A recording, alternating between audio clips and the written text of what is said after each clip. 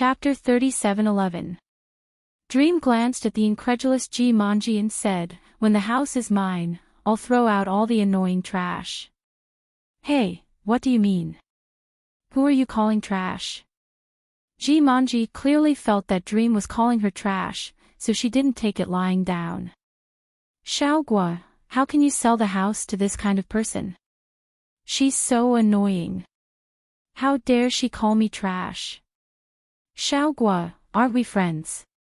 If you're my friend, then kick her out and don't sell the house to her." Jumanji said righteously, if she had the money to buy a house, would she still rent here? She's clearly a poor person pretending to be rich. "I want to buy your house. Since it's still early, let's go through the formalities." Dream turned a deaf ear to Jumanji's words. Perhaps she only thought of her as a buzzing bug. How could a human argue with a bug? If they didn't like it, they could just spray some insecticide to kill it.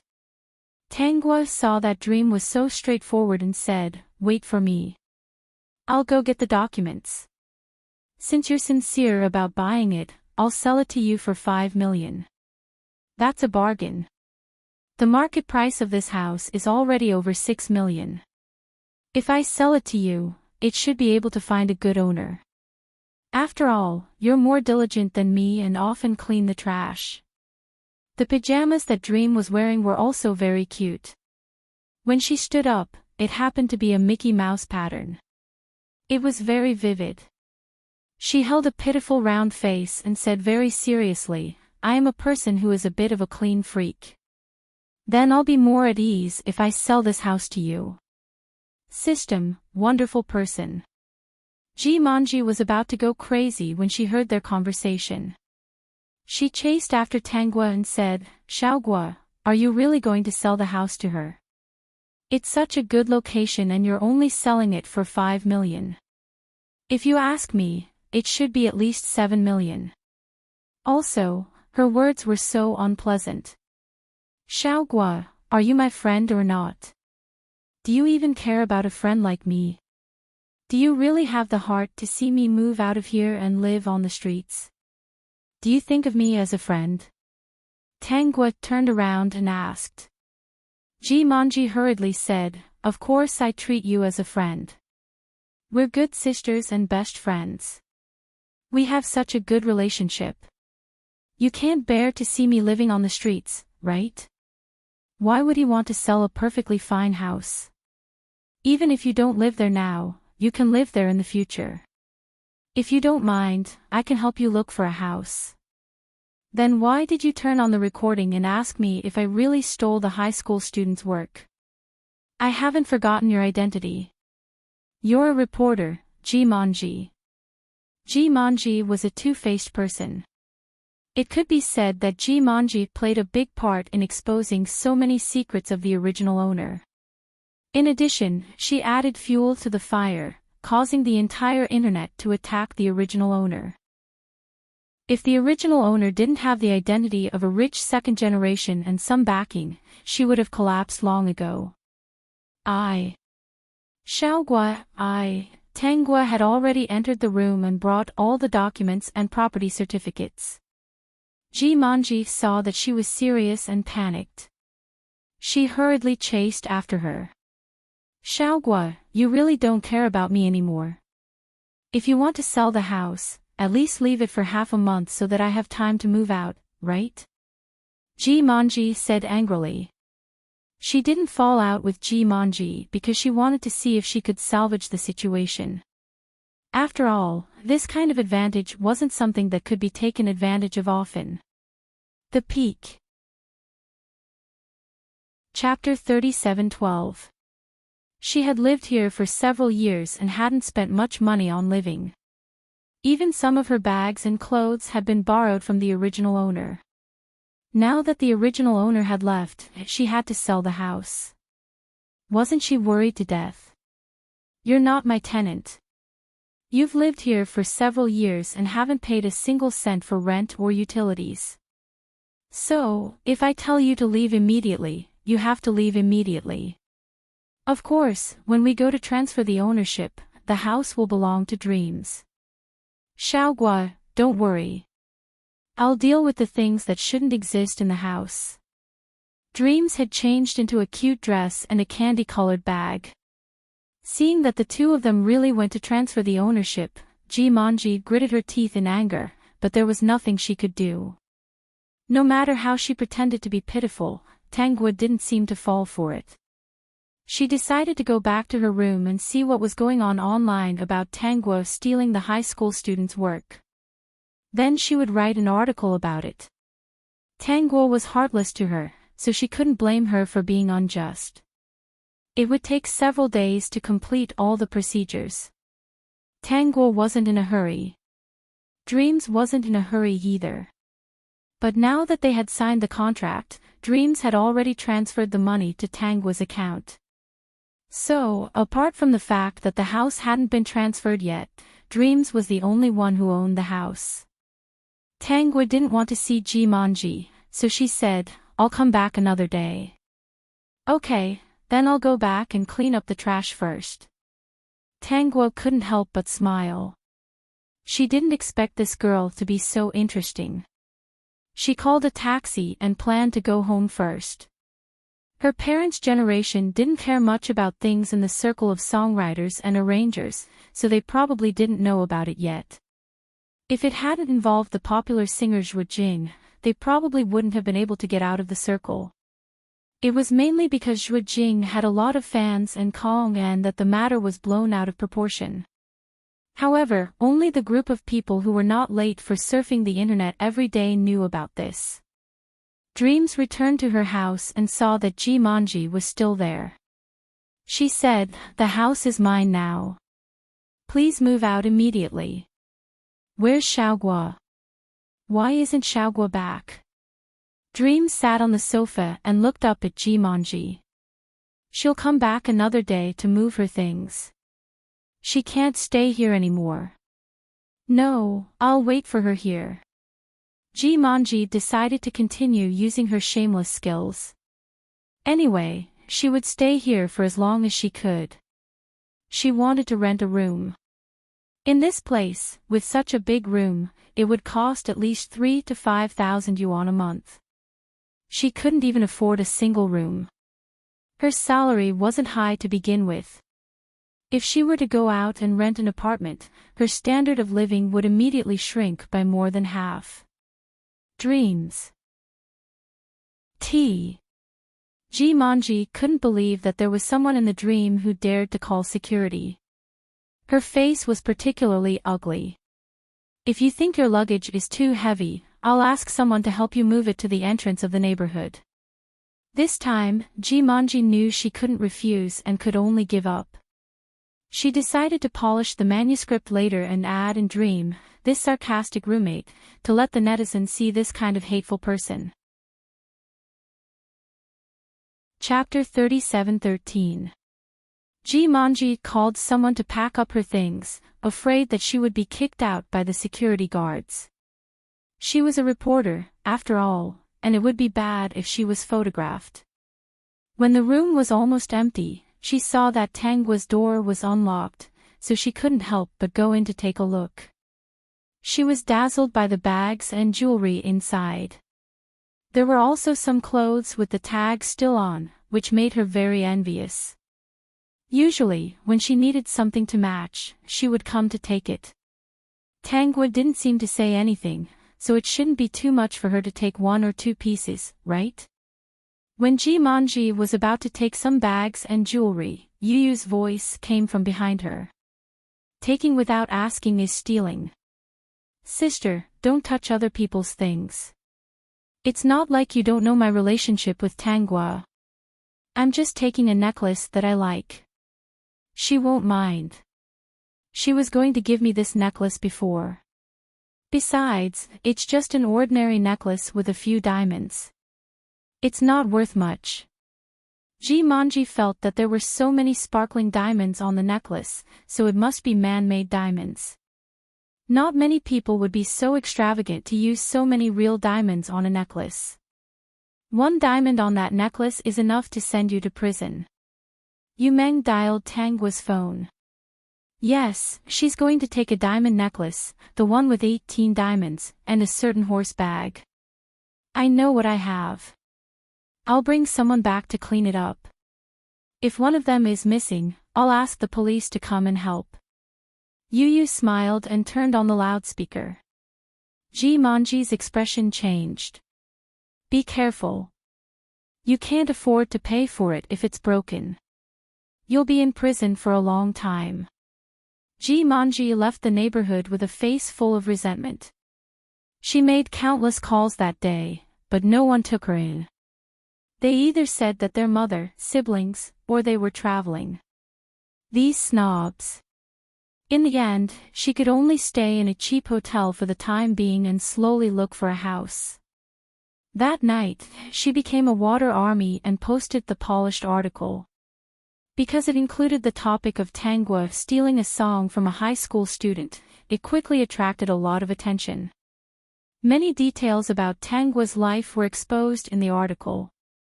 Of course, it was all made up from Jimonji's perspective.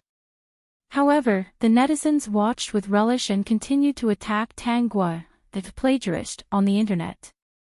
Dear host, Jimonji wrote an article to slander you. When it's almost ready, we'll put up the surveillance video. She had to give him a slap in the face to feel better. On the other side, a dream saw that she had also been criticized. Her round little face frowned, moved her fingers, and casually commented, trash. Then, someone replied, yes, Tangwa is trash. When Yumeng saw this, she was especially unhappy. She replied to the other party, I said that the blogger who wrote this blog post is trash. This sentence seemed to have ignited the firecrackers in the netizens, and they began to shift their positions to criticize You Can Dream. Yumeng looked at the curses that filled the sky and couldn't help but say, morons. It was all rubbish. Then, she went to Tangwa's Weibo and took a look. She found that many people were scolding her, but she didn't seem to have done anything. The most recent post seemed to be a little weak. The general idea was that she didn't steal other people's work. Her work was indeed her own idea. In the face of all the evidence, her explanation was very weak. The peak. Chapter 37:14. The evidence was right in front of her, but she still chose to believe that Tangwa didn't steal someone else's work. As for why, she didn't know. Perhaps it was her intuition, but she was sure that Tangwa wasn't that kind of person. She couldn't stand Jimonji, so she made a call. A voice sounded from the other end. Miss, are you going home? No. Help me deal with some things and create some trouble. Before Tangwa knew it, someone was already planning to deal with Jimonji.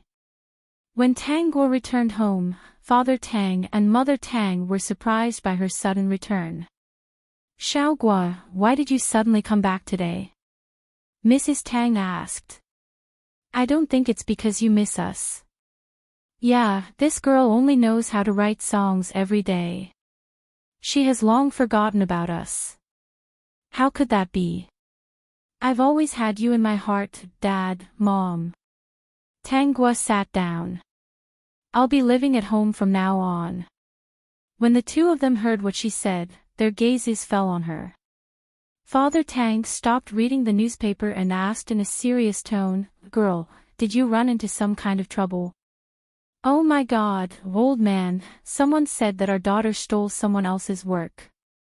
Mrs. Tang didn't go online much, but she knew how to.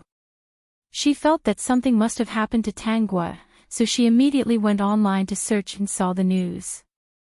In addition, the article that Jimonji posted and the bullshit in it made Mrs. Tang angry. But soon, the article disappeared, as if it had been censored. Mrs. Tang couldn't help but clap her hands in joy. The two of them actually had their daughter at an old age. Tangwa was in her early 20s, while they were already in their 60s. But because they took good care of themselves, they still looked young. Old man, hurry up and get someone to help our family's girl suppress those rumors. Do you think we don't know our family's girl? How could she be like that? There must be some misunderstanding. Mr. Tang nodded in agreement. The industry is very complicated.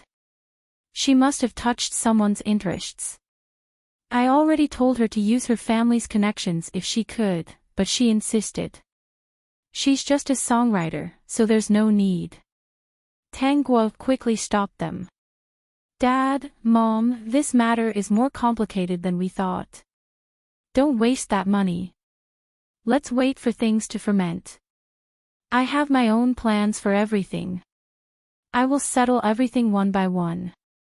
Girl, can it really work? Father Tang was still a little worried. Actually, no matter what others say, it won't affect us. Your mother and I were just worried that you wouldn't be able to handle the gossip. Your mother and I believe in you and are on your side. Hearing Tang Guo's affirmation, Father Tang nodded his head. Okay, I'll let you handle this matter on your own. As long as you don't mind the rumors, just let me know if you need any help. Dad, Mom, I want to start a company. It will burn a lot of money in the early stages. You can invest some shares in it. Since both of them had spoken, Tang Guo did not hold back. This company would not lose money anyway. Tang Guo wanted to start her own company. Of course, the two of them had to support her. Even if his daughter wanted to take some money to play, it was fine. They were just afraid that the current situation would affect her and make her unhappy. In the current online world, people would hurt people. So, if there was no need to, they basically wouldn't look at it. If there was any important news, their subordinates would inform them. On the second day after returning home, Tang Guo was sorting out her assets. At the same time, she asked someone to sell everything in the house and turn it into cash. Her own assets, including her savings, would be worth about 200 million yuan after selling them off. In addition, Father Tang and Mother Tang each supported her with 100 million. To her, this was a pretty good start. As for the things on the internet, she did not pay attention to them at all. As long as she did not care, with her situation, it would not affect her. Peak. Chapter 37:15. The reason why the original owner was affected was because she cared too much. After all, who wouldn't care about something that she had painstakingly created? Tang Guo didn't start a company directly with the money. She asked the system to select some online culture companies. After all, Kong En had stolen most of the comics, songs, and scripts. At present, Kong En had only been reborn for a year, so he hadn't stolen too many things. He mainly stole a xianxia that was being serialized. Of the two comics, one was still being serialized and the other had already ended. As for the songs and lyrics, he had already started on her. Next, Kong En would probably release many of the original owner's songs and lyrics. She had all these in her memory. Thinking of this, Tang Guo wrote down all the songs and lyrics that night. Every once in a while, she would put some of them on her private website. No one could enter her private website without her permission. But time couldn't change anything that was published on the website. As long as Kong En dared to use her songs, he would be doomed the day she opened her private website. Under the system selection, she soon found a cheap and operating website. Tang Guo invested money to buy it. Buying the company didn't cost much money. The main thing was to open up channels and advertise. Before that, she had to attract a group of writers to write for her. After all, writers were the foundation of a website. At the same time, she opened a comic page on the website. From the beginning, she had planned to burn money. If she didn't have enough money, she could just earn some quick money. She had already renamed the company, and it was called Dream Website. It meant that the majority of comic writers and writers could come here to pursue their dreams. Integrating the company, recruiting talents, drawing up new contracts, how to treat and manage the previous writers well. Every problem was enough to make Tang Guo very busy. Luckily, she had a very capable assistant, Xiao Tongzi.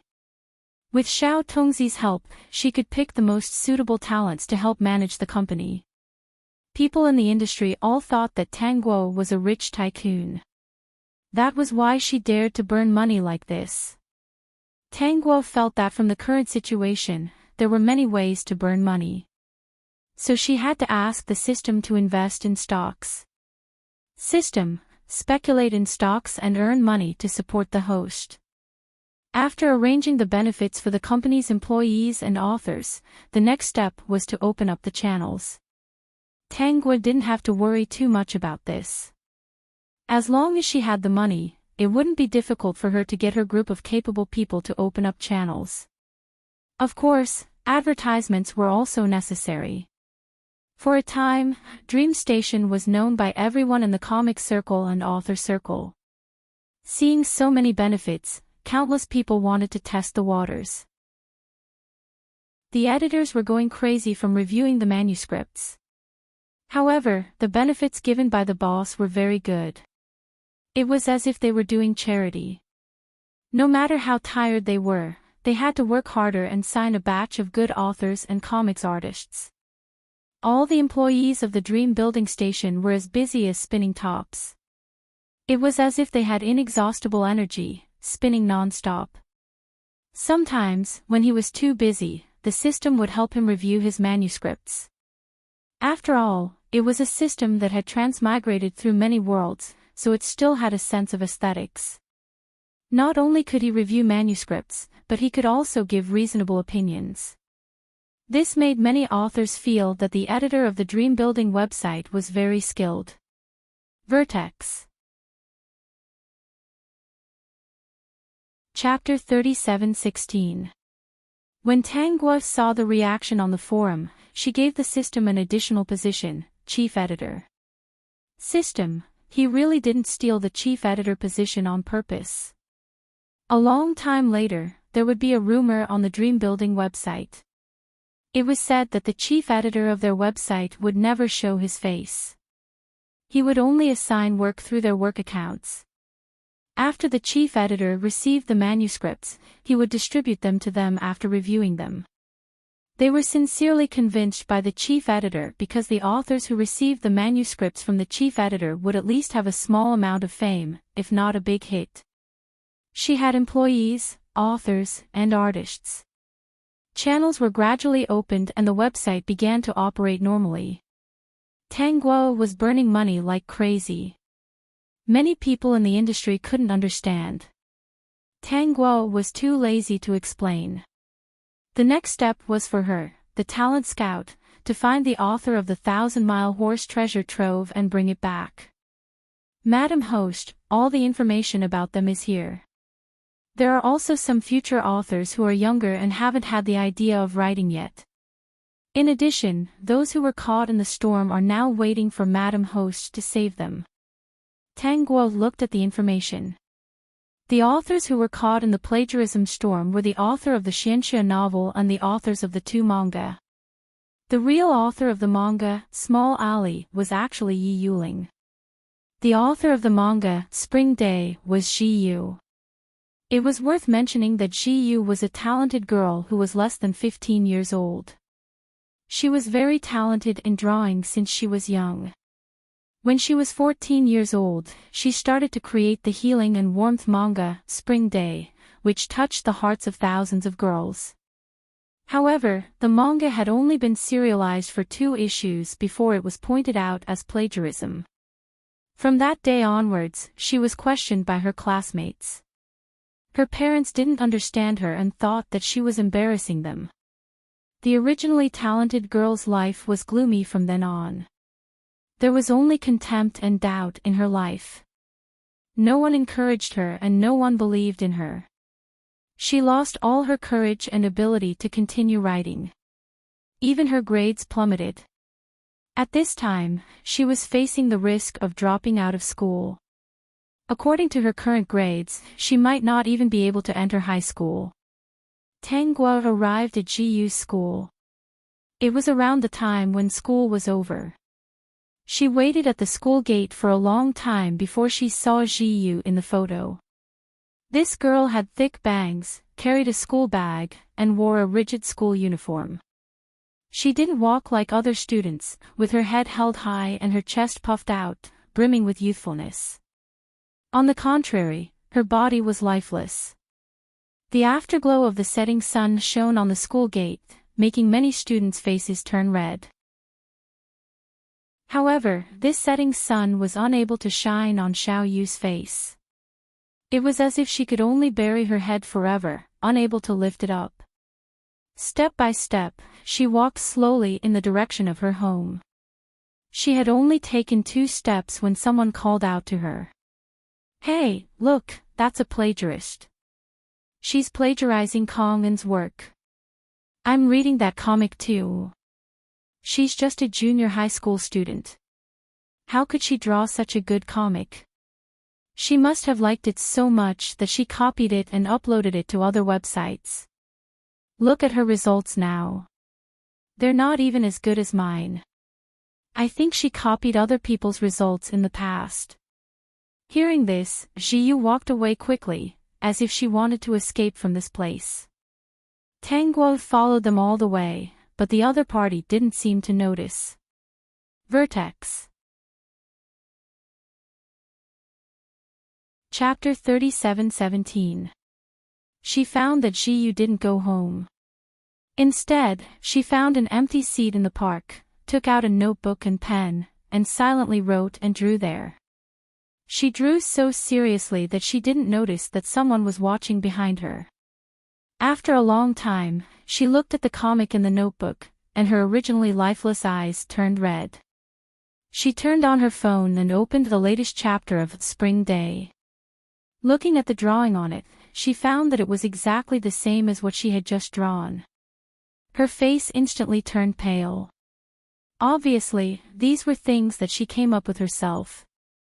Why were they always one step ahead and serialized on the comic reading software? It's drawn very well. Tangua's sudden voice scared Jiu stiff. She quickly turned off her phone and was about to crush the drawing on the notebook, but was stopped by Tangua. "It's drawn so well. How can you destroy it?" Jiu didn't speak. She silently put the notebook in her school bag, turned around, and went home. Tanguo followed Jiu to her neighborhood and began to see the cold treatment Jiu received at home through the system's vision. For several days, Tanguo paid attention to Jiu's movements. Because in the plot, the girl would eventually not be able to bear all this and choose to commit suicide. It was a pity that such a young life was gone because of Kong En's greed. Finally, on this day, the place Jiu went to was no longer the park, but the bridge. Below the bridge was the river. If anyone jumped down, there was almost no chance of survival. Jiu. When Jiu heard this name, she subconsciously turned her head. This was the pen name she gave herself. Jiu, it was a homonym for healing. Although she was a good child and an excellent student in the eyes of others since she was a child, her life was not happy. Instead, she bore pressure that many people did not bear. It was mainly from her parents. Her parents hoped that their daughter would become a phoenix every day, which gave her a heavy burden. The reason why she created a healing comic like Spring Day was that this was the world of her dreams. Only here did she feel happy and happy. However, when the comic was serialized for a few issues, it was exposed that she had plagiarized the work of others. She racked her brains to come up with this. She was doubted by others, not understood by her parents, and even thought that she was a disgrace. Her classmates had changed from worshipping her to disgust. The world around her was filled with mockery and ridicule. Without spring, she could no longer feel the sunlight and could not be healed. It could be said that this matter had destroyed her hope of living, as well as her courage to explore the sunlight. I've analyzed the comics drawn by Yu and Kong En. Although they look the same, there are some differences in the details. Tang Gua said, every stroke of your painting is more detailed. The clothes and hair accessories of the characters are all meticulous, right? I realized that between the two of you, she omitted some details and even changed some. Ji finally turned around and said in a hoarse voice, the pink hairpin was painted during school spare time, which means that she's in a good mood. I don't wear a hair clip. I draw it at home. My parents don't like me doing these beautiful hair accessories. The bracelet was drawn in the park. Here, no one will disturb me. I won't be urged to do homework by my parents. The teachers won't pick me to answer questions frequently, and I won't be praised by the teachers. At the same time, I won't be envied by my classmates. Vertex. Chapter 37:18. I believe you. You didn't plagiarize Kong En's works. These are all created by you. Ji gently pursed her lower lip and quickly lowered her head, but what I drew is the same as hers. The same must be plagiarism. Then why did you plagiarize and not her? Ji said stubbornly, she published the serialization before me. Ji, do you still want to draw comics? Draw what you like. You're standing in a dangerous position now. Are you planning to abandon this world? I don't think it's worth it. You haven't proved how good you are yet. Why should you let those rumors defeat you? Don't you feel a little unwilling to abandon this wonderful world? Why don't you try to defeat those rumors, fulfill your dream, and prove your excellence? As long as your inspiration continues, you will create one excellent comic after another. Can I? Of course. Tang Gua took out a business card. I'm the boss of Dream Station. Seeing that you're a talent, I can't bear to see you give up the world, so I've decided to sign you. If you're willing, take this business card. As for your creation, I'll arrange for someone to come and communicate with you and give you a space to create alone. I guarantee that no one will disturb you. In the darkness, a ray of light suddenly shone in, and a hand reached out, telling her to hold on tight and take her to find the light. Not many people would refuse. Ji was like this. She took the business card and held it tightly. Finally, she raised her head and looked at Tang Gua with a pair of hopeful and particularly clean eyes. Will you really help me? Of course, you're a talent and will help me make a lot of money in the future. But you can rest assured that I won't treat you badly. According to the benefits of all platforms, I have my own platform, 55 points. Ji emphasized, I just want to prove myself. Money is not important. Money is still very important. Isn't it good to have the best of both worlds while proving yourself and getting money? Money can buy a lot of small dresses and small hairpins. You don't have to ask your parents for them. Ji was confused and replied, okay. It seemed to be good to have money. She could buy the computer she liked. Now she was still drawing by herself. If she used a computer, wouldn't it be better to draw on a board? It's getting late. Go home.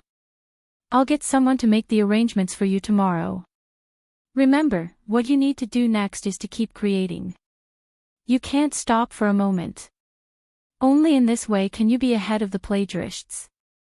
Ji didn't understand what she meant, but she was very happy that someone believed her. She walked with the wind. You've been watching for so long. Are you done? Tang Gua turned around and her gaze fell on a young man. The young man walked towards Tang Gua and said with a smile, I'm sorry, I thought you were a human trafficker at first. System, you want to die. Later, I found out that it wasn't. I almost called the police. The man couldn't help but laugh. You're a good person. You saved a girl who almost jumped off the bridge. Nice to meet you. My name is Hua Yan. I'm a scriptwriter. The man extended his bony hand. Tangua shook his hand. Hua Yan. Tangua pondered for a moment. Wasn't this the unlucky screenwriter who was caught by Kong In? At that time, when the matter came out, Hua Yan was indeed caught in the plagiarism storm. At that time, Kong In's power was already established. Even someone like Hua Yan couldn't wash away his suspicion. The peak. Chapter 37:19. It was mainly because Kong In had released his work before Hua Yan. In the end, Hua Yan retired from the industry, but his life was better than others. After all, he was not only a screenwriter, but also a young master. However, with Kong In as a foil, this young master, who was supposed to be the nation's young master, had become a plagiarist with a tarnished reputation. It was a little hard to explain. It wasn't that Hua Yan didn't suspect something was wrong with Kong In, but he couldn't find any evidence. Moreover, Kong In had so many people protecting him, so he couldn't do anything to him even if he hated him. In the end, he was the unlucky one to go against Kong In. This made Hua Yan very angry. Why? Do you know me? Hua Yan had a pair of beautiful peach blossom eyes. He smiled. I know. You must have watched the TV series that I co-wrote, right? Speaking of which, my name often appears in the catalog and I'm quite famous in the industry. It's normal that you know me. I never look at the catalog, cast list, or crew when I watch TV series, Tangua said straightforwardly. I'm just curious. Who's called Hua Yan and who's called Xiao Yu? I think you look a little familiar. Hua Yan took out his phone and quickly found the answer. He held his chin. So, you're the one who wrote the songs for Xue Jing. After the last time, you disappeared for a few months. I've listened to your songs and they're very good. It's a pity that you left the industry. If possible, I can introduce you to the director. In the future, you can help me write songs for the TV series that I co-wrote. Tangua looked up at Hua Yan. Although he said it casually, she could feel that he was serious. I dare to write songs, but who dares to sing or use them? If I want to participate, I won't change my name. I'll still use the name Tangua. I'm me. Maybe I can try. I think you're a very talented person. But I already have a dark history. As long as my name is involved, the netizens will definitely boycott the TV series, and even the actors, writers, and directors of the series. When the internet water army went crazy, it was very scary. Although it's not that serious, my intuition tells me that there must be a misunderstanding last time. In other words, I don't think you're a plagiarist. They've already published that song first, and now there are several other songs coming out one after another. The evidence is conclusive, and I have no way to refute it. Hua Yan shook his head and looked in the direction where Ji Yu had disappeared. You were just comforting that little girl and saying that you believed in her. I remember you saying that if it's exactly the same, it must be plagiarism, but the plagiarist might not be the little girl. I'll say the same thing to you. You don't have to save me. I won't jump off the bridge. I know. I just want to say that I believe in you. Hua Yan didn't understand why he trusted her so much. Perhaps it was because of what he had just seen. Such a person, with her confidence, tone, and appearance, how could she do such a thing if she could say those words? It's getting late. Do you want me to give you a ride? You don't seem to be driving. In order to follow Ji Yu, Tangua did not drive. Thus, she did not refuse. As a system, he already understood and saw through everything. In the car, Tangua suddenly asked, Hua Yan, have you written a new script? I'm still thinking about it. Actually, as a screenwriter, there must be many ideas in my mind. If there aren't thousands, there are at least hundreds. Of course, I want to create a big script independently. Peak. Chapter 37:20. However, I'm still in charge of some script adaptations now, so I don't have time to do my own. I really didn't steal Kongan's work, Tanghua suddenly said. I said before, I believe your words. Hua Yen smiled at Tanghua. Although he didn't seem to be in tune, his tone was very serious. In fact, he was not a person who only listened to one side of the story, but for some reason, he believed what she said. It was really strange. Hua Yen, if you have any good ideas, I suggest you write down all the scripts in advance and save them on a private website. Save a few more and keep them for a while. Tanghua tilted her head and said, just in case, if you have any inspiration, write more and put it all on a private website. With a time record, it won't be easy to get into some trouble in the future. Hua Yen laughed out loud. I suspect that you're reminding me that someone wants to steal my brain. Then, in this world, is there really such a supernatural ability that can steal other people's brains? Maybe there is. Make a record, just in case. It's not a loss. Well, I've been convinced by you. When I go back tonight, I'll move all my brains to a private website. If I get into such a trouble like you in the future, I'll open a private website to prove my innocence and turn the tables on the other party. If it's useful, I'll definitely thank you properly. First, tell me how you're going to thank me and give me half of my assets. How about that? You're really greedy. You want half of my assets as soon as you open your mouth. Are you a hungry tiger from the mountains? System, host, fight back. Someone actually called you a tiger. If you want to live, hand over your assets. Well, if what you said is true, not to mention half of my assets, I'll give you all of it, okay? Hua Yan didn't think that what he said to Tanghua would happen, even if he believed that Tanghua wasn't someone who would steal other people's fruits of labor. System, host is very powerful. You easily got all the other party's assets. You're rich. However, there didn't seem to be any difference from left hand to right hand. Oh, I was happy for nothing. The next day, Tanghua arranged for someone to rent a house outside Ji school and specially arranged for an editor to take care of Ji. The arranged editor was currently looking at Ji with a dumbfounded expression. The boss actually said that the little girl in front of him needed to be taken care of one-on-one. He even said that she was a future money tree and had to be taken good care of. In the future, when Ji earned profits here, he would give her 5 points. Only when the young girl started writing did the editor take her seriously. Could it be that the boss wasn't doing charity but was serious about it? However, as an editor, this was probably the first time she had to take care of a manga author one-on-one. She even had to prepare meals for him.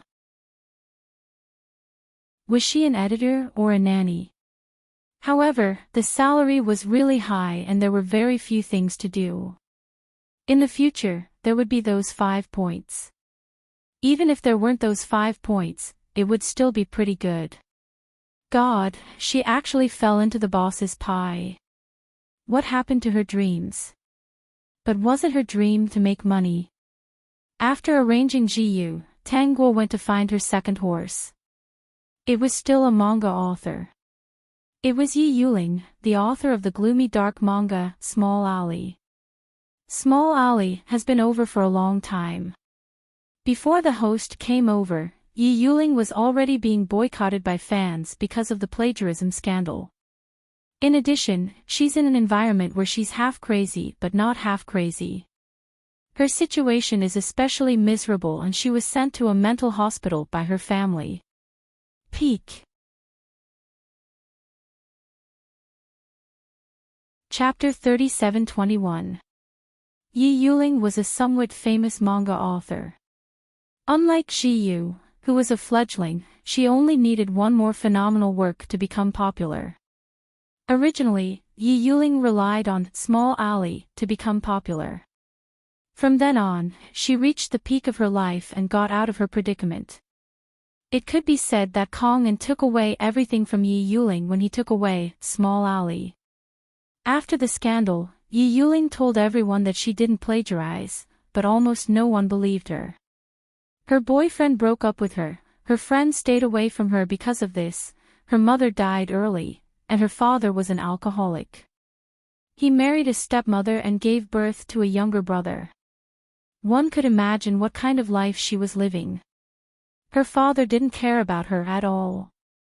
She relied on the money she earned from drawing comics to go to art school.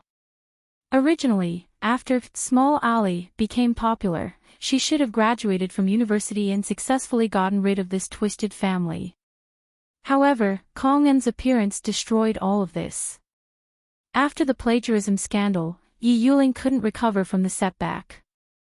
The pressure from the outside world and her family made her already unhealthy mental state even more unhealthy. Simply put, she suffered from mental illness. Because of this terrible incident, the school even persuaded Yi Yuling to leave. After all, this matter had a great impact. Yi Yuling's school was a famous school. If they didn't expel such a bad student, they wouldn't be able to explain it to society. If they covered up for Yi Yuling, it would have a bad impact on the school's reputation. Therefore, all of Yi Yuling's hopes were shattered.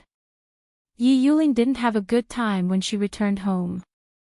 In order to get all of Yi Yuling's royalties, her stepmother colluded with her father and sent her to a mental hospital. Yi Yuling, who originally only suffered from mental illness, really became half crazy and half stupid after staying in the mental hospital for a long time. If they wanted to get Yi Yuling out, they had to ask her guardian. For this reason, Tang Guo first checked the weaknesses of Yi Yuling's father and stepmother. If she went to these two people, she might be asked for too much. She didn't want to give them a single cent. In the end, she found out that Yi Yuling's father was not only an alcoholic, but also a gambling addict. Therefore, Tang Guo went to the legal casino that Yi Yuling's father often went to. The people who came here were all kinds of people. But before she could take 2 steps, she was stopped by someone. "Why are you here?" Hua Yan asked curiously. "This is not a good place, but if you have spare cash, you can still play a little." "I'm here to do something." Hua Yan automatically walked to Tang Guo's side. He leaned closer and whispered, "What's the matter?"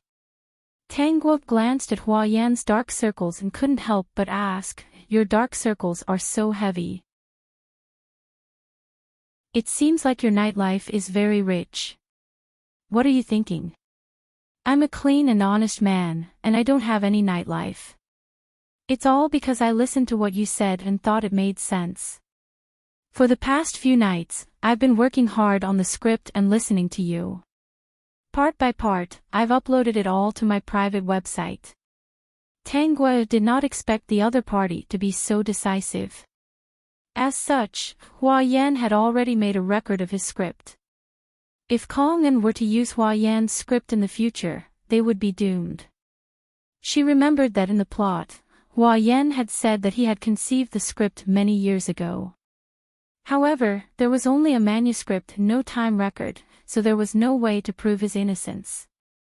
"By the way, you haven't said what you're here for. It doesn't seem appropriate for a young lady to come to such an occasion." Vertex. Chapter 37:22. I found a fine horse and planned to sign a contract with her.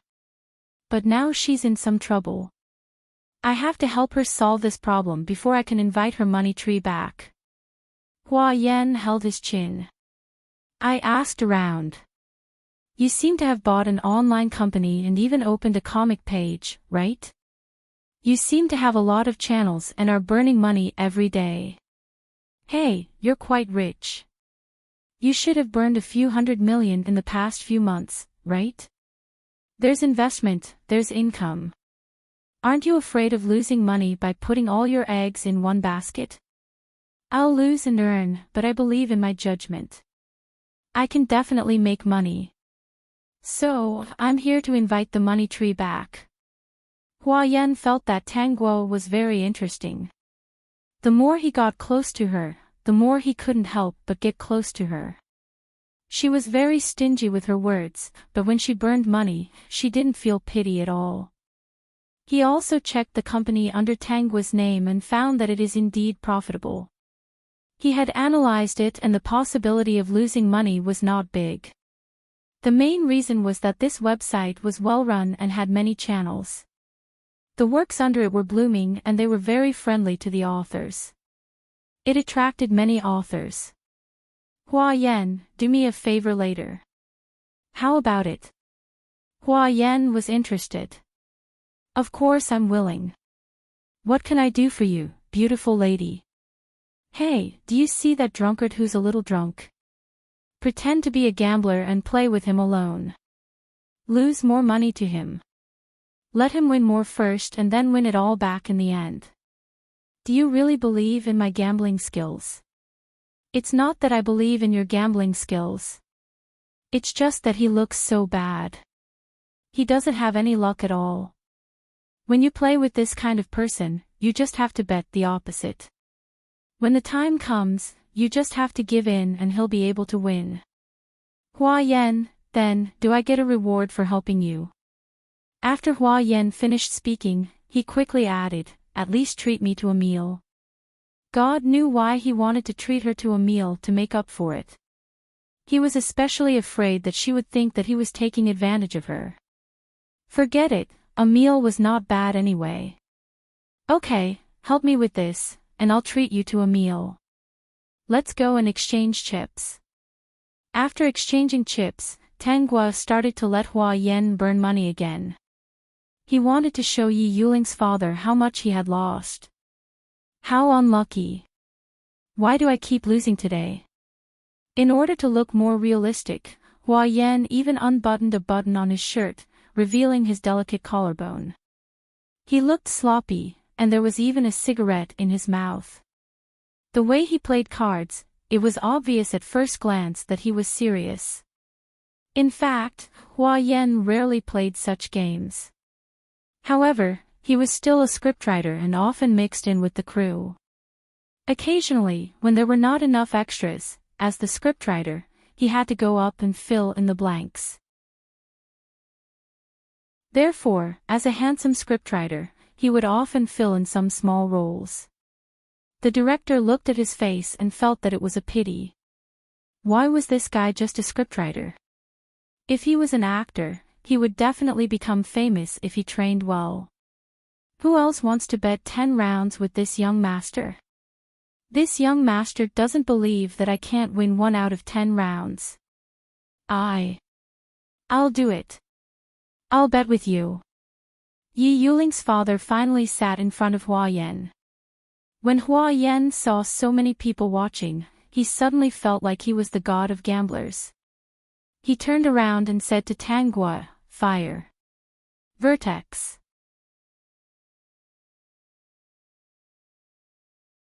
Chapter 37:23. After he finished speaking, he felt that something was wrong. He had played such a role before, so he was a little immersed in the scene. After he finished speaking, his face was a little stiff. Tang Guo was very cooperative and helped Hua Yan light his cigarette. Seeing her smiling face, Hua Yan's legs trembled. He didn't know why he had such a strange reaction. Don't be distracted. Tang Guo said softly. Hua Yan finally came back to his senses. Alright, let's do it first. Hua Yan secretly glanced at Tang Guo. Seeing that she wasn't angry and was sitting beside him obediently, as if she was his female companion, he suddenly wanted to win the gambler in front of him. However, he restrained himself and started to help Tang Guo seriously. After a while, chips were piled up in front of Yi Yuling's father. Are you still going to play?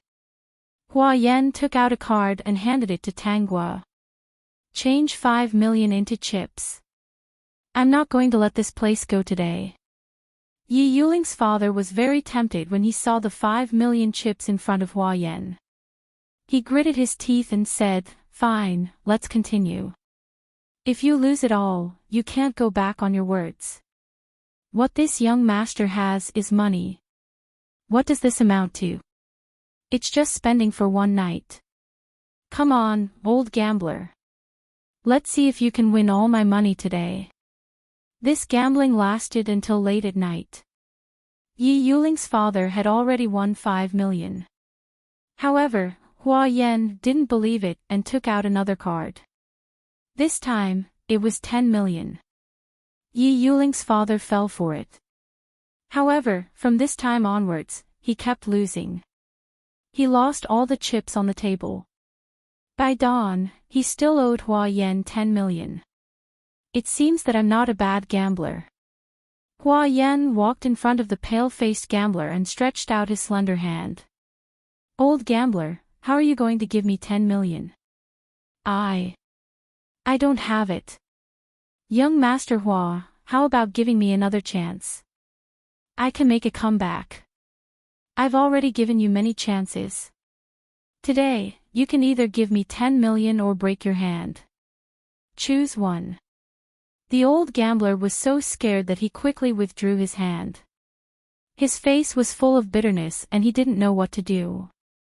However, his eyes were crazy. He went around asking people if they were willing to lend him money. Of course, no one cared. They all knew this old gambler. He might have lost his gambling luck in the first half of the night. The money that he had lent out could not be recovered. "Old gambler, give me the money. If you don't have the money, then break your hand." Hua Yan looked at the knife in front of him and glanced at Tang Guo from the corner of his eyes. Seeing that she was still smiling, he took the knife and patted the old gambler's face with the back of the knife. "You want your hand?" "Yes, yes. Young Master Hua, I don't want to lose my hand. I really don't want to become disabled. You give me another chance. I will definitely get 10 million, I promise. Promise my ass. Do you think you can take out 10 million? Young Master Hua, I can't take it out. What if I'm lucky tomorrow night and can win 10 million? Cut the crap. Either you give me the money or you break your hand." When the old gambler thought that he would lose his hand, he was so scared that he pissed his pants. Unknowingly, a large puddle of water formed on the ground, which made the people around him feel disgusted. "Don't you have a son or daughter? Let them help you pay back the money." Hua Yan felt that it was time and said to the old gambler, "My son is still young. He's in primary school. I don't have money."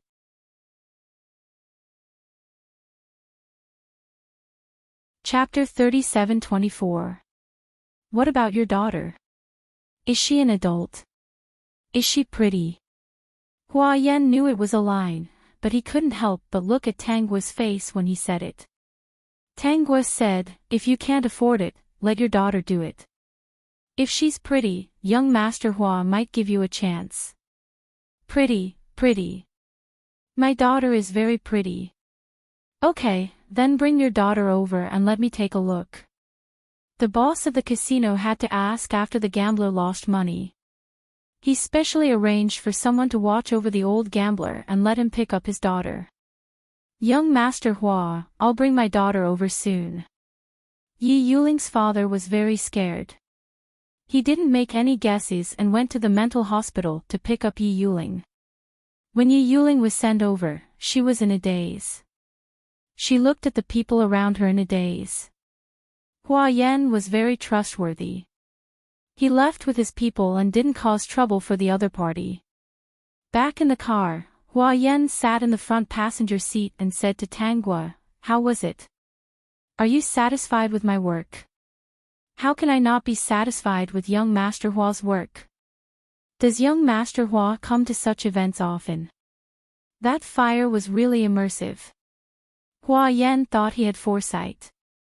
Fortunately, he didn't drive himself. Otherwise, he wouldn't have been able to hold the steering wheel and get into an accident. Not at all. I've been in the crew for a long time and can imitate a little. For a screenwriter like me, when there aren't enough extras, I have to do it myself. Everything before was just an act. Don't take it seriously. Actually, I don't come to events like today. If I do, I'll come with other people. I don't sit at the table. But the way you picked up the cards was very professional, Tangua said seriously. The way you picked up the cards was like an old gambler. Hua Yan explained, previously, there was a problem with the group performance.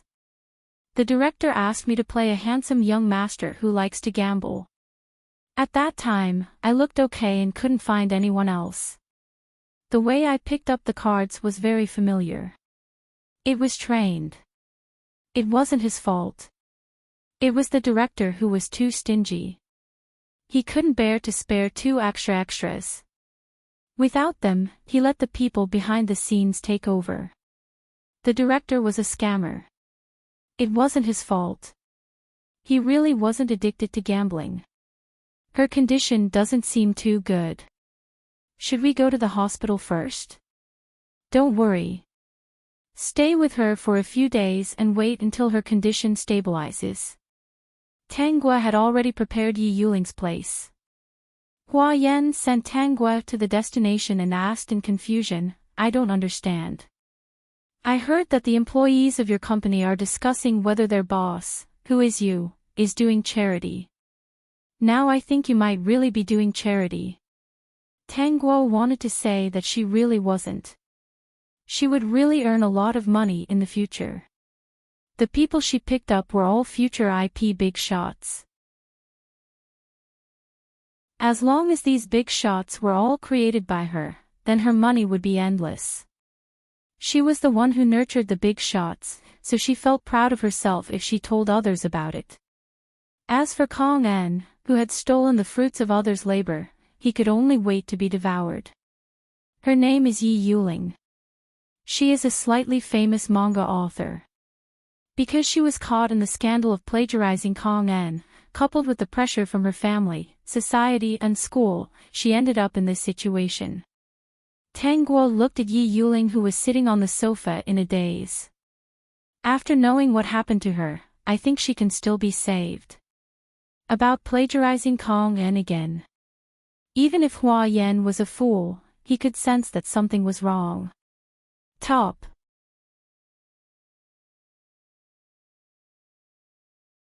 Chapter 37-25. That's strange. What does Kong En do? Why are people from all walks of life copying her? It's said that Kong En is now a high school student, currently in her 2nd year. Since her first year in high school, she has been shining brightly and seems to be outstanding in everything she does. Popular xianxia author, well-known manga author, genius lyricist and composer. Hearing Tangguo talking about Kong En's achievements as if they were treasures, Hua Yan felt that it was a bit fake. The other party was a high school student, the most stressful time in her life. Not only was she a serial, but she was also a manga serial. Compared to manga, it was more time-consuming. Not only that, she was also a lyricist and composer. Her academic performance shouldn't be that good, right? Hua Yan asked tentatively. Although he felt that Kong En's situation was a bit different from what he had guessed, he still couldn't help but ask this question. He was looking forward to hearing such an answer. Otherwise, what kind of monster was the other party? Tangguo shook her head. Her academic performance is very good. She is always first in her grade. With a mobile phone that could surf the internet, it was really easy to search for the type of questions that Kong En needed. Moreover, some of the test papers and questions of some large-scale exams could be found on the internet. It was really not strange that Kong En was first in her grade every time. Although there were perverts who were first in their grade every time, Kong En was definitely not that kind of person. Before her rebirth, Her grades were in the lower middle of the class. Even if she was a peerless genius, she couldn't improve so quickly. Then she's really amazing. Hua Yan didn't know what to say. Say, is there really a superpower in this world that can steal other people's brains? Kong'an's experience was too strange, and it had already made Hua Yan suspicious. Because of this, he decided that when he went back, he must transfer all the ideas and scripts in his mind to his private website to make a record. If there really was a superpower that could steal other people's brains, wouldn't he also be caught in the plagiarism storm? The other party was earlier than him, and there was no way to prove her innocence. I'll go back first. Remember, you still owe me a meal. Remember to call me when you're free. As Hua Yan spoke, he took out his mobile phone. Give me your phone number. I'm afraid you'll go back on your word. The system obviously wanted the phone number, but this seemed to be what the host wanted. Now, the two of them could exchange contact information as they wished, and it was done openly. I'll call you when I'm free. Tanguo gave him her phone number. Soon, an unknown number called her, and she saved it. Seeing this, Hua Yan bid farewell and left. After a while, the editor that Tanguo arranged for Yi Yuling came over. This editor was poached by Tanguo with money. This was Yi Yuling's former editor. From what Tanguo knew, this editor had always believed that Yi Yuling was innocent. After all, Yi Yuling was groomed by her. She didn't believe that Yi Yuling plagiarized. Moreover, during the creation of Small Alley, he had discussed it with her many times. It could be said that he had completed it with her company. But, in the face of all the evidence, even if she believed Yi Yuling was innocent, there was no way she could prove it. All she could do was watch as Yi Yuling got caught up in the storm and the serialized Small Alley was removed from the internet. Boss, Yuling's condition doesn't look too good. Can she still compose? Vertex.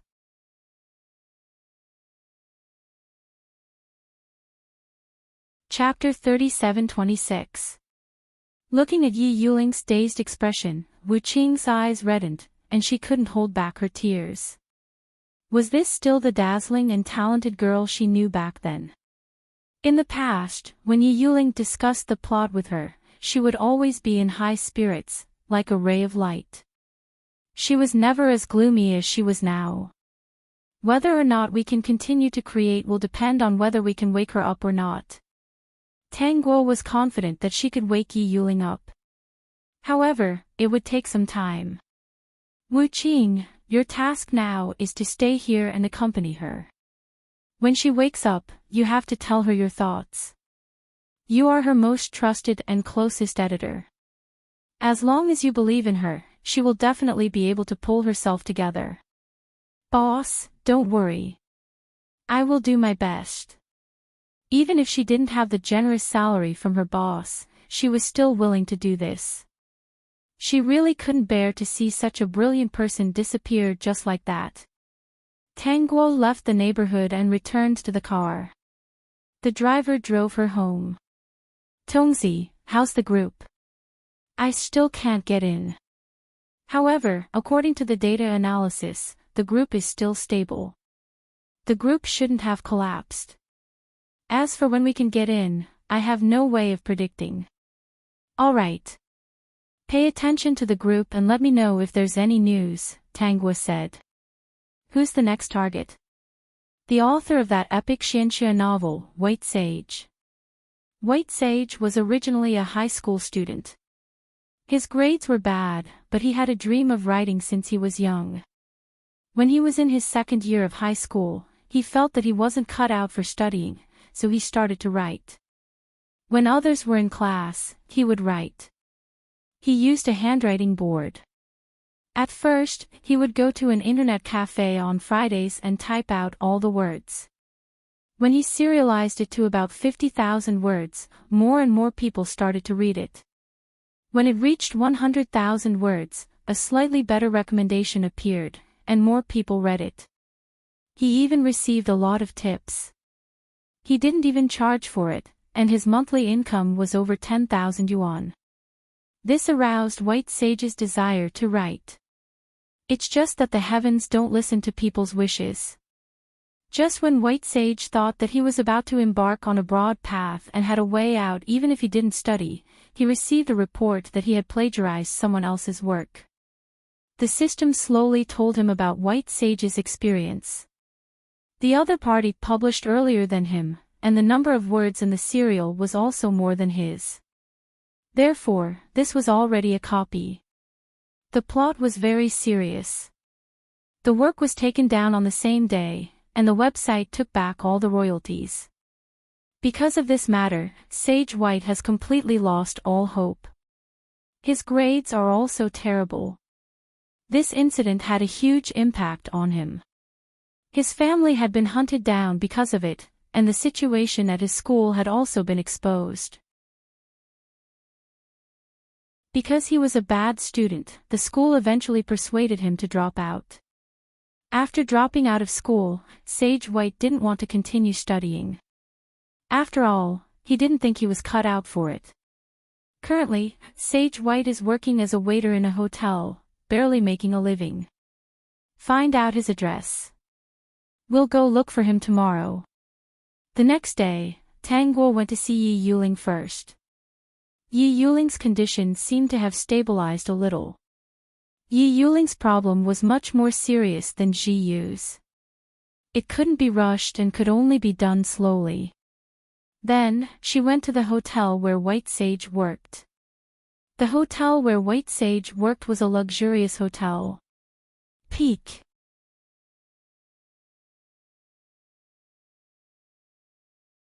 Chapter 37:27.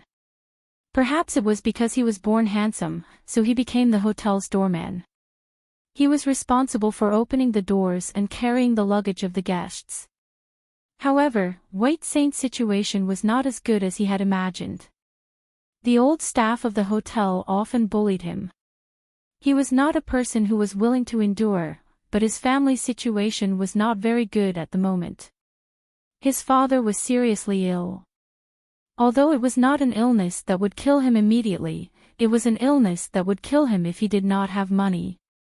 For the sake of living, he could only endure the bullying of his colleagues and the humiliation of the guests.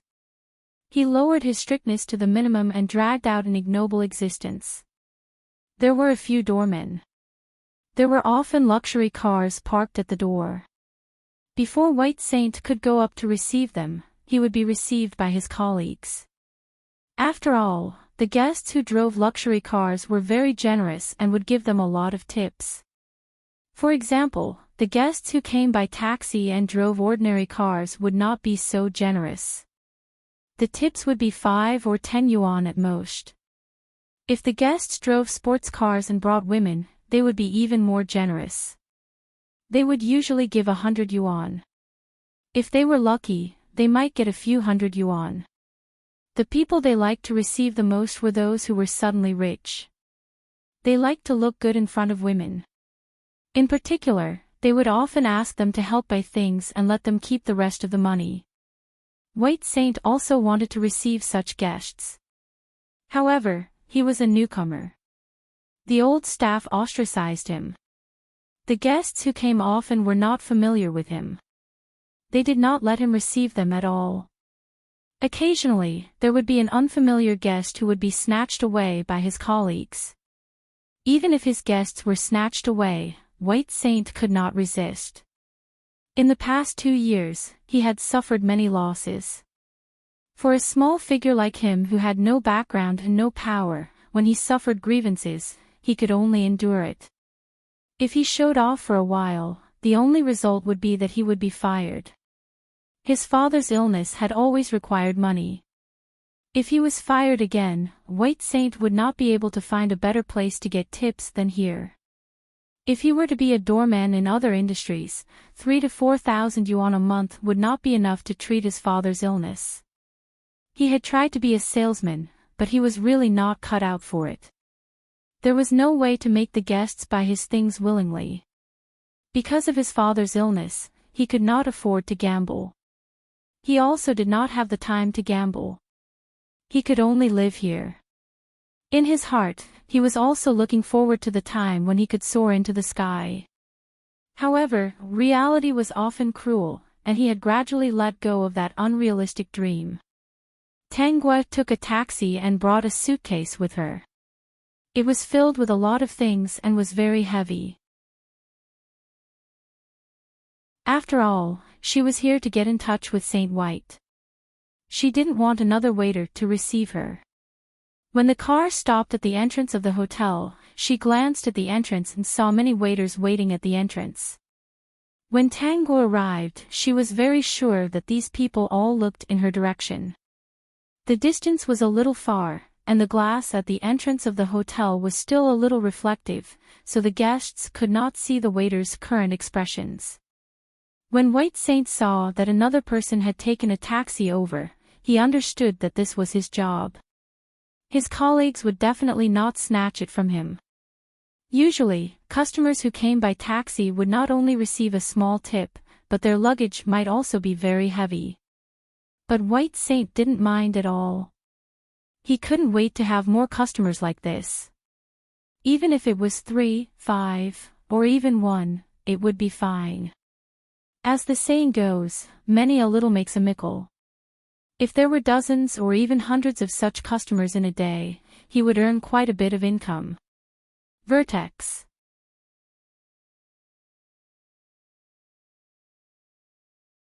Chapter 37-28. His colleagues definitely didn't care about such a small amount of money, so no one snatched it from him. Therefore, just as Tangua was about to open the car door, White Saint was already by the car door and opened it for her with a smile. "Miss, do you have any luggage?" Tangua got out of the car and nodded. "Yes, it's in the trunk. Do you want to call another person over? It's a little heavy." "It's okay. I'm strong.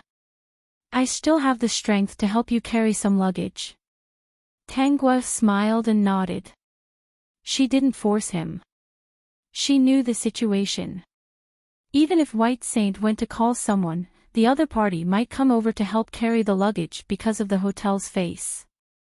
However, White Saint would definitely be ridiculed afterwards. White Saint took out Tangua's luggage from the trunk. It was really heavy, but he didn't complain at all. He had been working here for more than a year and had helped customers carry luggage that was heavier than Tangua's. In his opinion, it was already very good. He could get a tip by opening the door for customers and carrying their luggage. It was better than those rich customers who came all the time and he didn't have the chance to receive them. Today, Tangua brought an ordinary-looking and relatively large suitcase. She was also dressed ordinarily. Other than her good looks, it was obvious that she wasn't a rich person. Therefore, when she followed White Saint in, the group of waiters at the door only smiled politely. They weren't as enthusiastic as the rich people. Tangua didn't mind at all. She let White Saint lead her in. White Saint even asked, "Miss, have you booked a room or do you want to book it now?" "I haven't booked it yet." "Okay, then please book a room at the front desk first." White Saint brought Tangua to the front desk and placed the suitcase beside her. He turned around and poured a glass of water for Tangua. While helping with the procedures at the front desk, she sized up the smiling White Saint in front of her. Through the system's investigation, she had read all of White Saint's information. This big boy who had dropped out of school for 2 years used to be such an unruly person. To be able to write such an epic xianxia novel, the author must have a xianxia dream in his heart. He must also have an unruly, unbeatable heart that was unwilling to accept the status quo. But now, she witnessed everything that happened in reality. The oppression of fate had forced this big boy to withdraw all of his sharpness. He polished himself until he looked very smooth, so that he could survive in this world. She believed that if he was given a chance, he would become a better man than before. With the experience of creating his own work, it would definitely be better than the work in the original plot. It would be deeper, more immersive, and more thought-provoking. Miss Tang, your room is ready. Okay, thank you. White Sage pulled Tanggua's luggage and led her to the hotel room. From the beginning to the end, he was especially serious because this was a guest that he had not easily gotten. When they arrived at the room, Tanggua opened the door and White Saint put the luggage in. Tanggua took out a stack of money from her bag and handed it to White Saint. White Saint looked at the stack of money and was a little stunned. At this moment, his mind was filled with thoughts that he had actually received a low-key rich lady.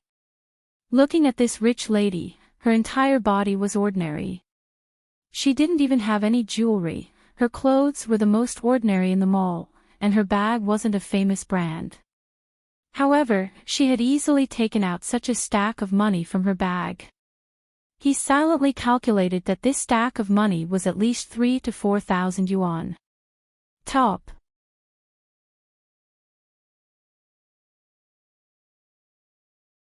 Chapter 37-29. Miss Tang, do you need me to deposit money for you? No, it's a tip. Tanggua could feel White Sage's mental activity. He probably didn't believe her. She handed him some more. I'm very satisfied with your service. It's rare to meet a waiter as serious as you these days, so this is your reward for your labor. This is too much. He didn't know how many guests he had to receive to have so much money. To White Saint, it was really a lot. Even if he was really short of money, he didn't accept it immediately. Society forced him to put away all his sharpness. He was no longer the high school student who didn't like to study and was more ambitious than the sky 2 years ago. He began to understand that there were many unfairness in this world. There were too many people who couldn't be helped. He also understood that even if there was a pie in the sky, it would almost never fall on him. He also understood that if he wanted to live the life he wanted, he had to rely on his own hard work and seriousness. At most, the chances would increase by half. The other half would be luck. If luck wasn't on his side, then all his hard work would be for naught. However, if he didn't work hard, he wouldn't even be able to live. If he worked hard, at least he could still pay for his father's medical expenses. During the holidays, he could buy new clothes for his mother. He tried to study again, but he really wasn't cut out for it. He could read countless books, but he couldn't deal with the exam at all. There were many things that he couldn't learn at all. Take it. This is not much to me at all. I'm giving it to you because your service makes me feel very good. I've stayed in many big hotels, but it's really rare to meet someone as sincere as you. Under Tanggua's persuasion, White Saint took the cash with trembling hands. Because Miss Tang is my hard-won guest, I will serve every guest seriously. You're a little different from other waiters. White Saint revealed a shy smile. Because I really need this job. I take the guest's tip and do my best to give the guest the best service. This doesn't sound like something a young man in his 20s would say. White Saint only smiled and didn't explain anything. He asked Tanggua if she needed anything. If there was nothing else, he would leave first. After White Saint went out, Tanggua received a call from the company. Boss, good news. We have signed contracts with a few overseas publishing houses. We have also signed contracts with some publishing houses on both sides of the Taiwan Strait. Boss, those are all money. Are you sure you don't feel the pinch? Well done. Boss, when are you coming back? Didn't you say that you went out to look for a fine steed? Have you found the stallion? I found them, but I can't bring them back for the time being. After a while, they will shine brightly. Not a single one of her fine steeds could be missing. She wanted everything that Kong En had his eyes on. They were all money trees. She brought them back to work and earned money for her system, then they should be thanking the great host. If it wasn't for the great host, after Kong En messed with them, they probably wouldn't have the chance to make a comeback. At present, Tanggua had already gained access to many markets. The reason why she had opened up these markets was mainly to dig a hole for Kong En. For example, if it was a literary work, if it was published in advance, Kong En would give up on copying it. Then, she wouldn't be able to trick Kong En. Vertex.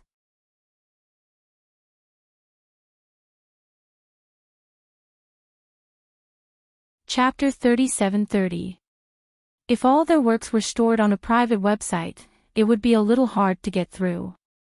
If she let those who were targeted by Kong En publish a traditional Chinese serial first, or a physical one first, or a comic first, or an overseas version first. Under such circumstances, Kong En would definitely not be able to find out anything.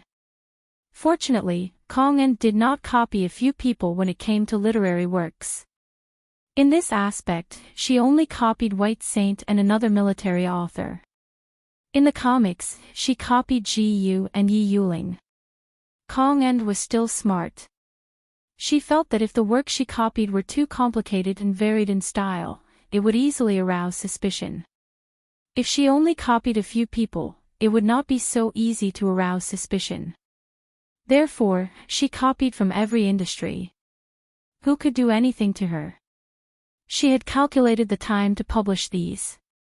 White Saint received a considerable tip. He did not want others to see it, so he kept a low profile. However, such a large stack of money was still seen by others. The waiters outside all knew that this was a tip from Tanggua. They could not help but mock White Saint for being lucky. The next day, when Tanggua went shopping, 2 waiters from the hotel greeted her enthusiastically. Tanggua realized that White Saint was standing in his original position and could not come over. He was most likely ostracized by his colleagues again. She nodded at White Saint and went out. Since these waiters wanted to snatch the credit again, she would let them snatch it all they wanted. At noon, Tanggua returned. As expected, it was not White Saint who came to receive her. It was the same 2 waiters from the morning. They spoke to her eagerly and asked if she needed anything. In their opinion, Tanggua would at most buy some bags and jewelry when she went shopping. It was impossible for her to buy anything heavy. However, Tanggua took off her sunglasses and said to them, "There's a piece of luggage in the trunk. Help me carry it into the room." The system emphasized that the host had used the word carry, which meant that the thing was very heavy. The 2 of them hurriedly went to get the luggage. In the end, they spent a lot of effort but could not move it. Their foreheads were full of cold sweat. "Isn't it a little heavy?" Tanggua asked considerately. "Go and get more people to move it." Ing Shishing had no choice but to call 2 more people over, but in the end, they still couldn't move it. Seeing how tired they were, Tanggua took out money from her wallet and gave each of them 10 yuan. "Go and call that young man over. He helped me carry my luggage yesterday. I think he is stronger." In the end, the waiters could only give up and glare hatefully at Sage White. Tanggua was not afraid that they would find trouble with White Saint. She would vent her anger first. In any case, she was determined to have Sage White, this fine steed. When she checked out, it would be the time for the White Saint to sign with her company. At that time, how could these people make things difficult for the White Saint? Before White Saint came over, Dunn took out a small black stone from a side pocket of the suitcase and put it into the system space. The luggage was a little heavy, but it wasn't so heavy that it couldn't be lifted. She couldn't lift it because she had placed a piece of profound stone there. Although it was only the size of a thumb, it was enough to crush a person. White Saint easily carried the luggage out. It was a little weird, as it didn't seem too heavy. Could it be that these people really thought that they were young masters and that their strength had deteriorated to such an extent? He didn't think too much about it and helped Tang Guo bring the luggage back to the hotel room. Peak.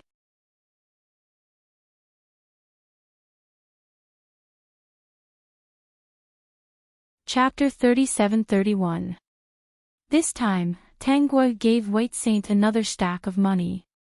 White Saint rejected it. Miss Tang already gave me a lot yesterday. It's enough for you to stay in the hotel. If Miss Tang has any instructions, you can call me. I can't ask for more. Take it. I like you.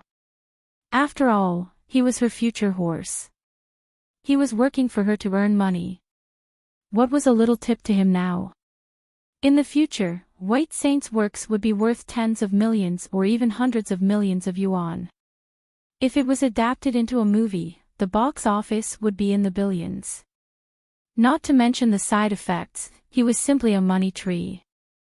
White Saint felt a little uncomfortable under Tang Guo's gaze. He was very sure that this rich lady definitely didn't like him. Her gaze was as if she was looking at a peerless treasure. This thought made him a little unsure whether to laugh or cry. I'm going out to buy something tomorrow. There's no one to help me carry it. Can your hotel waiter go out with me? Yes, I'm talking about you. Sure, but I need to talk to the hotel first. Okay, go and tell them my request. You'll go out with me for the next few days. The next day, Tang Guo brought White Saint out. White Saint felt the gazes from his colleagues, but he didn't care. After all, he was used to being ostracized. What he needed to do now was to do good deeds for this rich lady.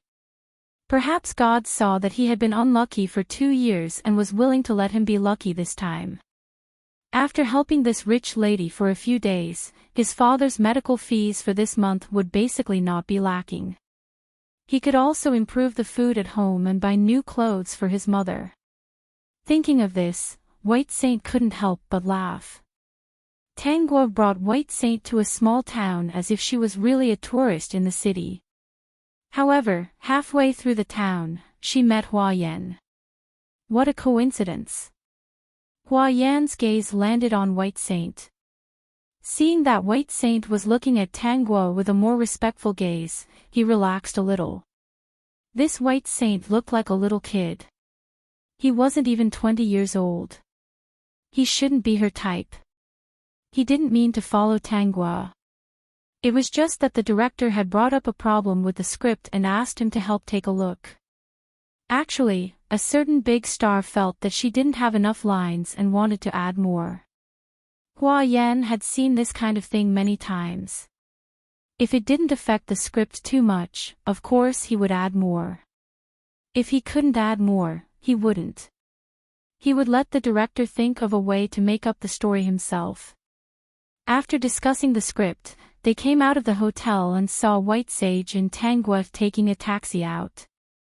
Then, he couldn't help but follow them. Young Master Hua, you're also visiting the ancient town. Tang Guo looked at Hua Yan's eyes. The dark circles under your eyes don't seem to have disappeared. You must have stayed up all night. I've been thinking about the script every day. I just had a discussion with the director about the new script. There's a superstar who insisted on adding more scenes for herself because she felt that she didn't have enough lines. Just because a superstar says so, you'll do it. Actually, that's not the case. That big star has also invested a lot of money. He just wants to add some lines for himself. The other party's acting skills are also not bad. If he can add some lines, it'll be the best of both worlds. It's not a big deal for a win-win situation. He had seen too many big stars. If they wanted to add more lines, they would do it casually. They didn't care about small scriptwriters like them at all.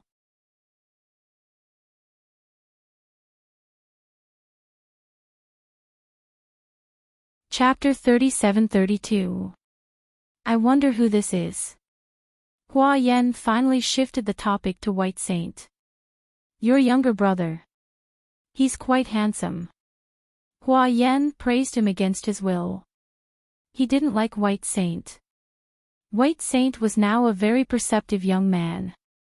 He quickly said, I'm a waiter at the hotel. I'm here to run errands for Miss Tang. Oh, I see. Hua Yan saw that White Saint was carrying a lot of bags.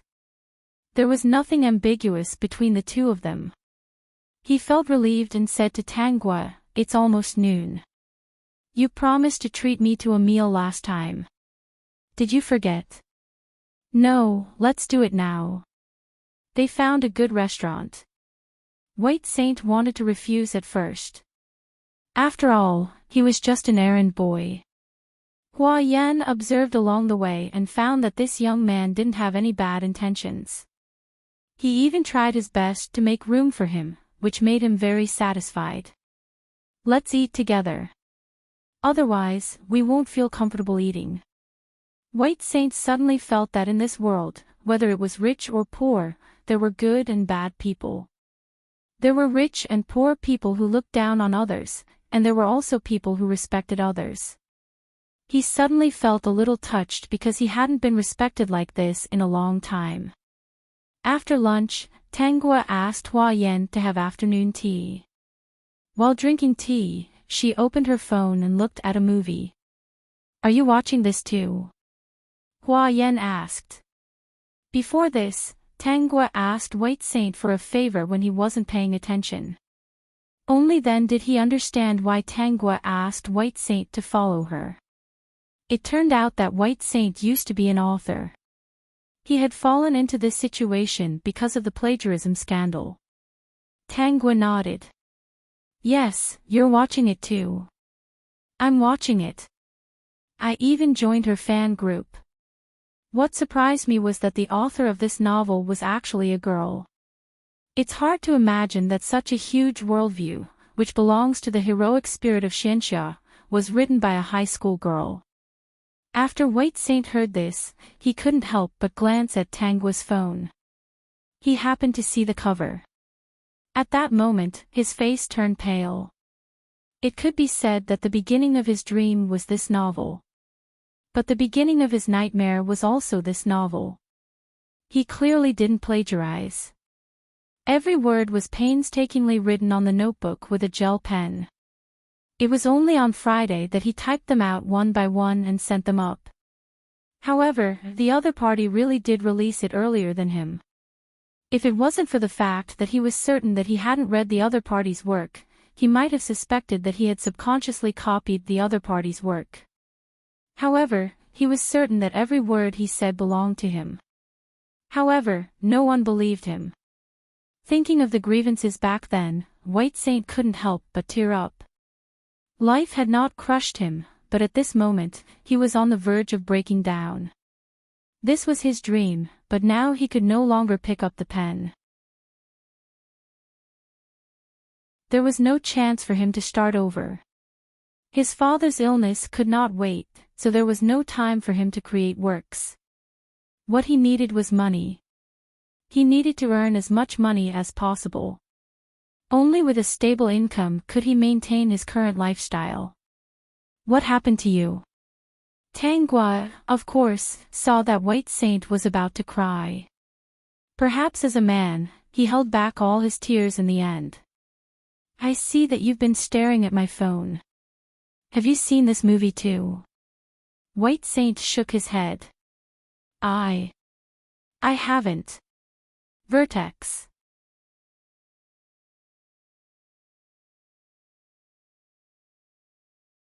Chapter 37-33. Although he hadn't read it, many of the plots were in his mind. He had imagined the plot countless times, but he never had the courage to write it down word by word. He had once done this, and was seen by someone. The person asked him, "Do you really like this? You actually copied it down word by word. It's not a famous work, so why did you put in so much effort?" Of course, no one knew how sad he felt when he heard this. In the face of evidence and facts, no one would understand his difficulties. At this time, Hua Yan continued to change the topic. How's Yi Yuling? Wu Qing took good care of her, and she can speak now. After a while, she should be able to pick up the brush again and draw better works. That's good. Hua Yan sighed. That incident was a huge blow to her. Why are you so sure that she came up with all her paintings on her own and didn't plagiarize Kong En? Tanghua smiled and said, based on what happened to me, I guessed it at first. Later, I accidentally found out about it, so I asked someone to inquire about Yi Yuling's situation. I also asked Wu Qing. During the creation of Small Alley, Yi Yuling discussed a lot with her. Later, I found out about something else and found out that the manga Small Alley was a fusion of her own story. I see. Hua Yan said. At the same time, he noticed that White Sage had calmed down and was attracted by the story they were discussing. After all, White Sage shouldn't be unfamiliar with the name Kong En. Do you know how the name Small Alley came about? Tanghua asked Hua Yan. In order to attract White Sage, she was naturally well prepared. Hua Yan was curious and asked, why? I really don't know about this, but I think it has something to do with her own story. Every author who is depressed must have experienced something unusual before they are able to create works that make people think deeply about them. As expected of the scriptwriter. You guessed right. The name Small Alley was indeed based on her. Yi Yuling's mother died in elementary school, and she had a stepmother. When her brother was not around, she could still have her own room. When she entered junior high school, her family moved to a new house with 1 bedroom and 2 living rooms. Her stepmother and father shared 1 room, and her younger brother shared another. The place where she lived was just a small space separated from the living room. It was long and narrow, just like a dark alley. Because of the misfortune of my family when I was young, the manga I created always gives people a melancholy feeling. Tanghua continued, but after I read all her works, I realized that they were still a little different from what people had imagined. In her Jiu manga, even if the protagonist is very tragic, even if the ending is not good, the protagonist has never given up pursuing hope, even until death. Let's hope that she can pull herself together sooner and create better works. With a good boss like you, she will definitely succeed. Hua Yan continued. These words were his sincere blessings. As a screenwriter, he naturally knew that it was not easy to create. He also hated those who stole the fruits of his labor. It was really detestable, but there was no way to stop them. Vertex.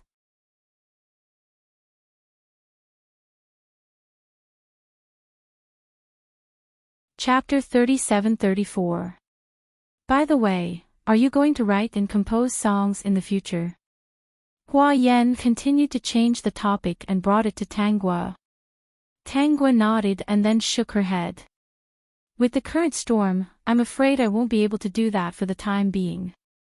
But whenever I have inspiration, I will save my work on a private website. Even if I write a song, no singer would dare to sing it. Who would dare to sing a song that has a history of plagiarism? But you didn't plagiarize anyone, Hua Yan said with certainty. Hua Yan said with certainty, I've listened to all the songs you've written before. The lyrics and music are all your own, and the style is the same. Especially the song that's involved in the plagiarism controversy. It contains so much content that it doesn't seem like it was written by an ordinary high school student. To be able to create this song, you must have gone to a lot of places, right? You guessed right. In order to create this song, I went to a lot of places. Some were beautiful, some were not. I also listened to a lot of local music. Finally, I came up with this song. But Kong En released it before me on the internet. I have no other records to prove it, so I can only admit defeat. Hearing this, White Saint felt a trace of anger in his heart. He believed that the manga author that Tang Guo was talking about definitely didn't steal anyone else's work. He also believed that Tang Guo didn't plagiarize Kong En, because their experiences were exactly the same. Kong En released their works first, but they couldn't explain themselves and were attacked by the entire internet. The unwillingness that had been hidden in his heart suddenly emerged at this moment. White Saint's eyes couldn't help but become fiercer.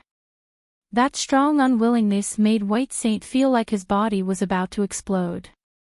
White Saint. Tang Guo called White Saint again. White Saint looked at Tang Guo with red eyes and said, "Miss Tang, I believe that you were framed." "What's wrong?" "Miss Tang, you might not believe it, but I was also one of the people who was framed. If I hadn't met Miss Tang, I might have buried this secret in my heart for the rest of my life. Now that I've found someone like me, I want to share my story." This matter had been suppressed in his heart for 2 whole years. In these 2 years, every day was very uncomfortable. He didn't dare to look at any works because he was afraid that he wouldn't be able to hold on when he thought of the dark days in the past. "All right, go ahead." Since White Saint was willing to speak, it meant that this fine steed was already hers. Seeing Tang Guo's happy appearance, Hua Yan could not help but smile. However, she had to admit that her method of resonating with others was indeed very easy to open their hearts to. White Saint was different from Yi Yuling. She couldn't just go up and tell him her objective. The other party might be suspicious and think that she was joking. She couldn't arouse his fighting spirit. After all, this young man had slowly polished himself. A person whose heart had been polished until it was smooth would not be able to arouse the desire to create. White Saint slowly told his story. Seeing that Tang Guo and Hua Yan were listening attentively, he was extremely touched. He felt that he had finally found 2 people who were willing to believe in him. No one could understand this feeling. It was like suddenly seeing a shining star in the dark night. The stars also told him that the light was shining for him. At this moment, a strong unyielding spirit rose in his heart. The sharpness that belonged to a young man once again appeared on his body. Vertex.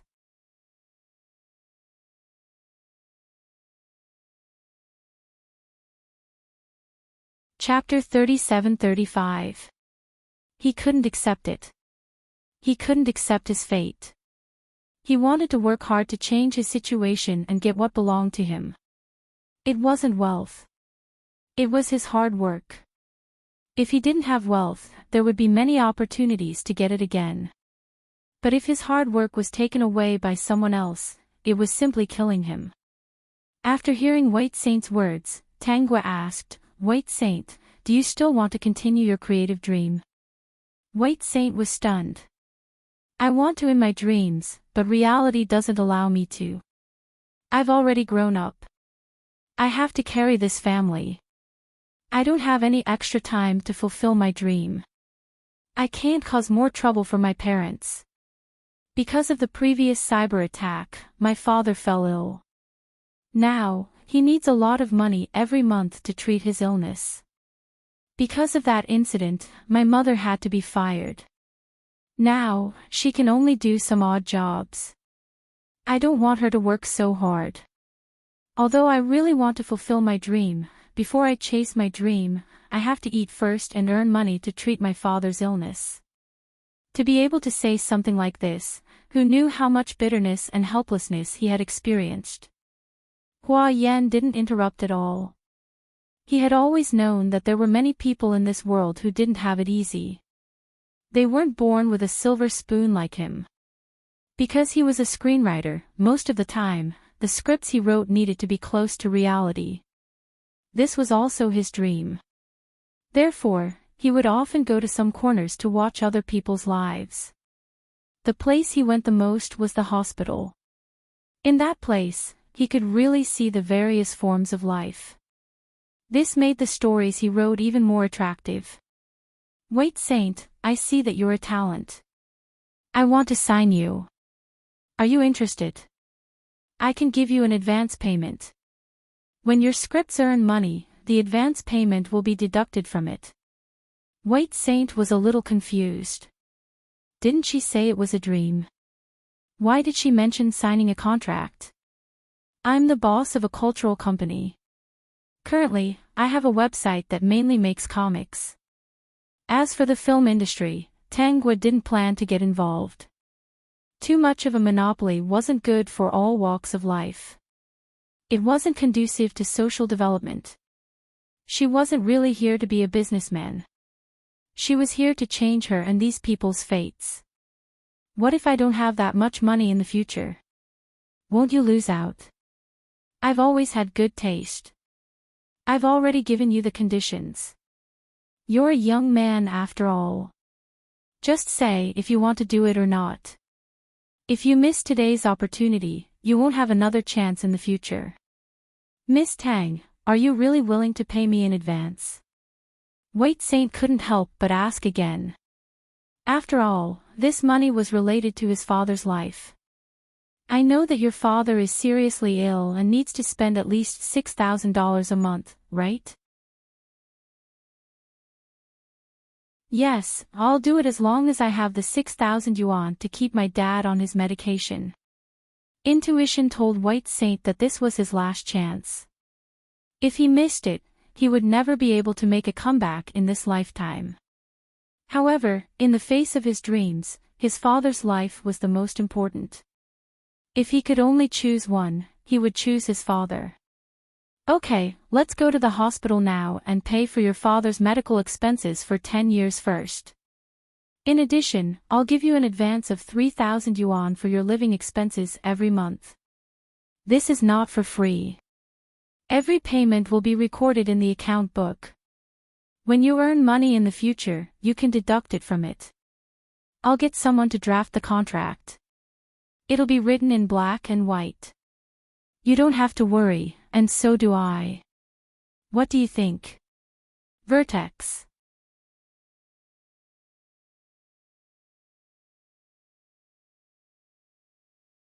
Chapter 37-36. I'll do it. White Saint laughed, tears in his eyes.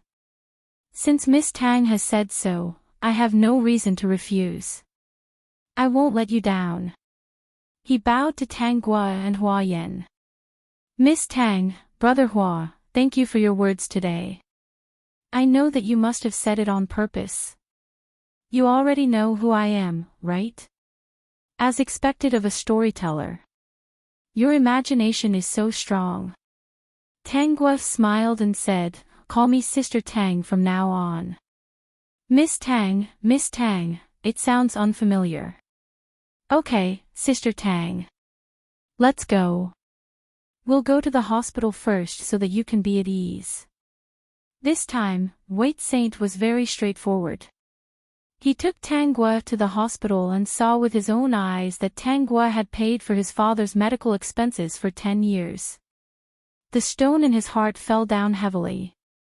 When he walked out of the hospital, a kind of ambition rose in his heart. From today onwards, he had been reborn. Sister Tang was his talent. He must not let her down. White Saint acted quickly and resigned on the same day. Tang Guo also specially arranged a place for him to live.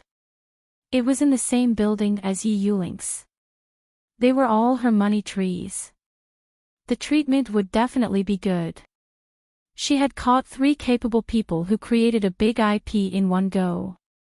She felt that she had reached the peak of life. Wasn't the system always at the peak of life? White Saint told his family that he had found a new job that provided food and accommodation. However, it was in another city and he needed to go there.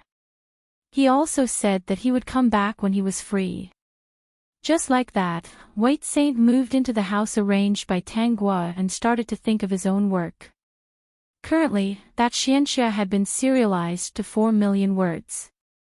There was no way to get it back for the time being. Tanguy asked White Saint to think of the next one and write all the manuscripts as soon as possible. Kong En is still serializing that one.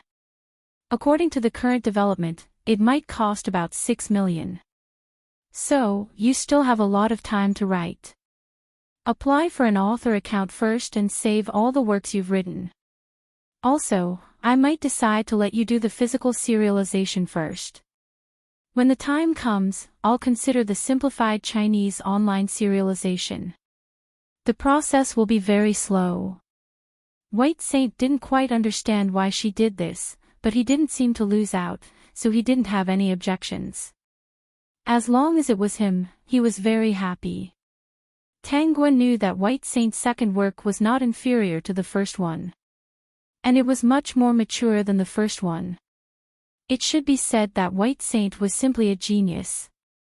Each movie was better than the last. Each time, he was at the peak. Thus, White Saint began to write. On the other side, Ji Yu was also drawing her own favorite works.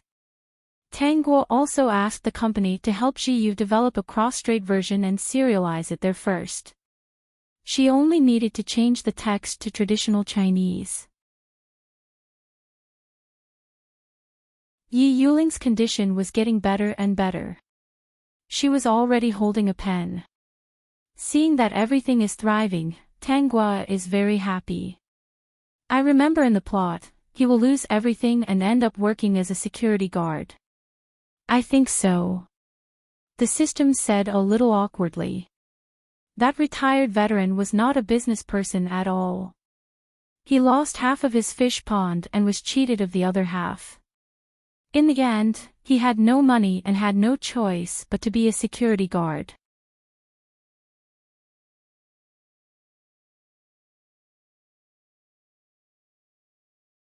Chapter 37-37. It was during his time as a security guard that he began to write about military affairs and became famous. That's not important. Tongzi, from today onwards, send him small advertisements from my company and let him write until he contributes to my company. Because of the veteran and White Saint, Tanguy decided to start a physical magazine. In order to get Kong En to fall into the trap, she really put in a lot of effort. Starting a physical magazine and collecting some mature serialized articles was all to arrange a place for the veteran's military affairs. Under normal circumstances, netizens and students would not be too interested in such a mature magazine. After all, there were so many physical magazines, and there was no guarantee that everyone had read them. She decided that the veteran's first book would be serialized in the magazine. Just this step alone, if Kong En dared to copy it, would definitely be enough to make her suffer. The main thing was that although there were many online sites, it had not reached the level where everyone was popularized, and the audience for physical articles was still okay. Tanguy did as she said and immediately asked someone to go through the procedures. A certain veteran who was strolling by the fish pond suddenly found an advertisement on his phone. At first, he did not notice it, but later, he clicked on it and read it with relish. A month later, he went shopping and was given a magazine.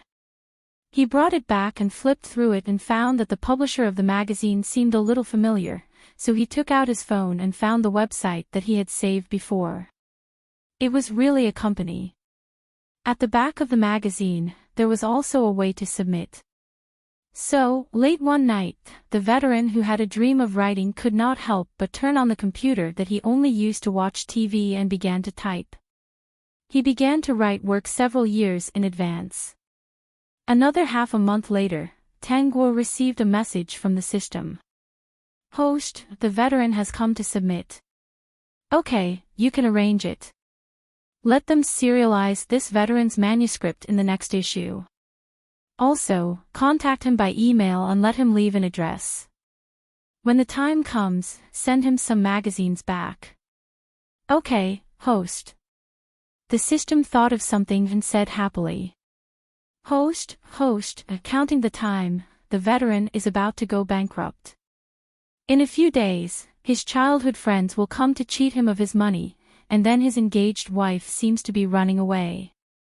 It's okay, he will have a better one in the future. Even if the whole world abandoned him, the dream station would always be his home. What kind of business was that? It was simply a waste of talent. He should have shone brightly in the history of literature. System, I'll listen to your nonsense. However, what the host said was right. Old soldiers were suitable for this line of work and eat this bowl of rice. My dear host, you're indeed the talent scout of this world. Looking at these fine steeds, if it wasn't for Madam Host, their lives would definitely be lacking something. It would take some time for Kong En to steal a fashion designer's work. The reason why creators like White Saint could become so popular was, of course, the explosion of the internet. Therefore, all she had to do now was wait for the era of the internet explosion to arrive. Her family owned a clothing company, so Tangguo called her parents and told them that she was interested in the company. Xiaoguo, do you like this company? I saw that your literary website was set up in a hurry. I really didn't expect it to succeed. It was really beyond our expectations. Vertex.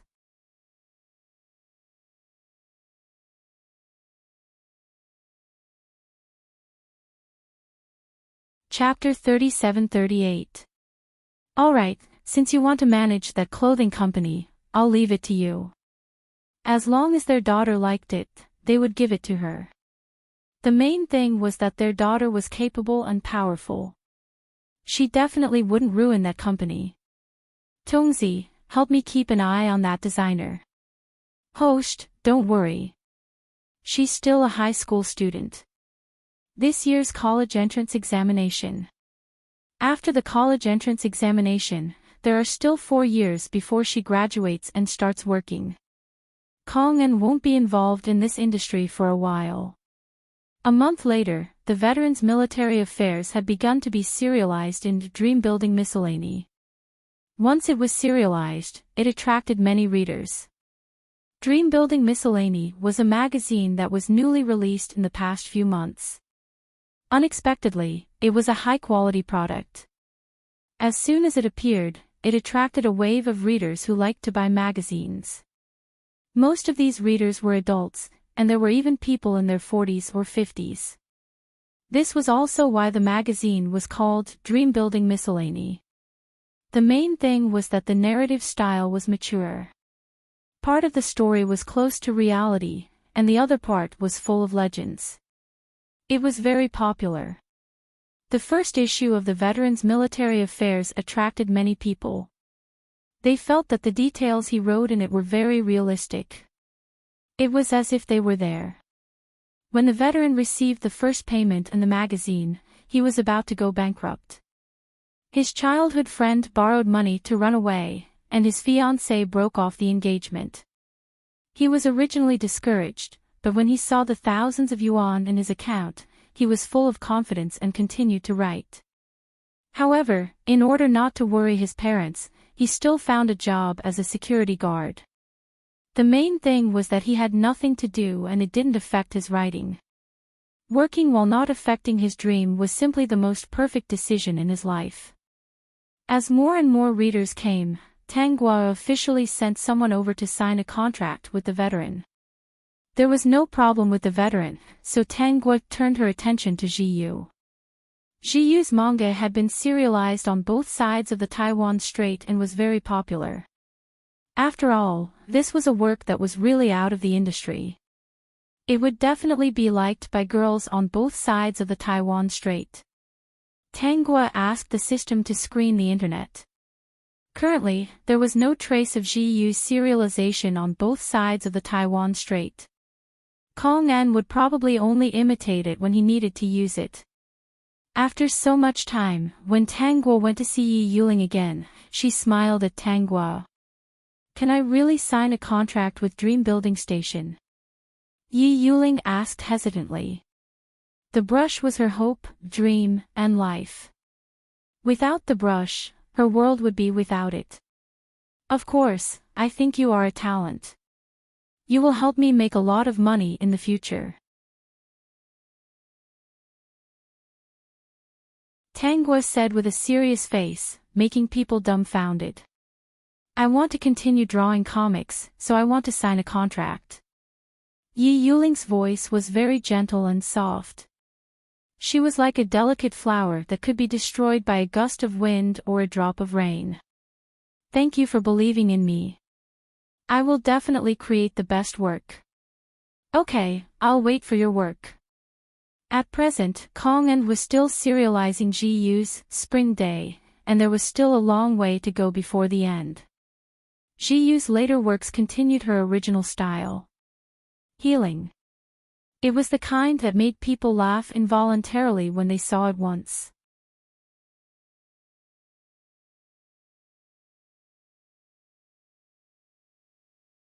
Chapter 37-39. Tangua had even flipped through it. Compared to the original plot, the characters' personalities were more developed, and there were also some other characters.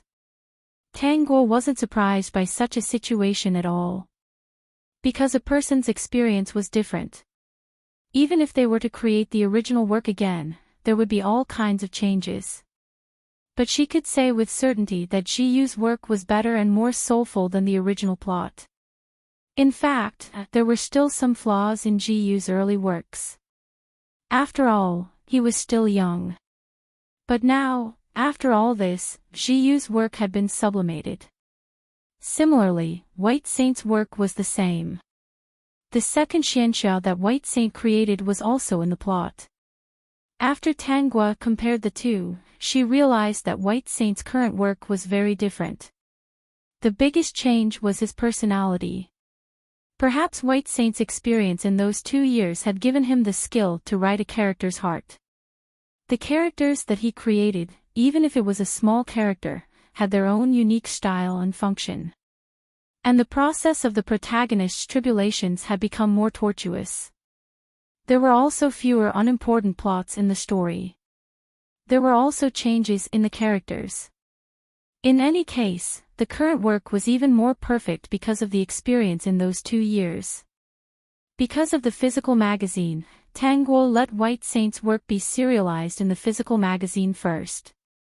After all, the entire article had a lot of words.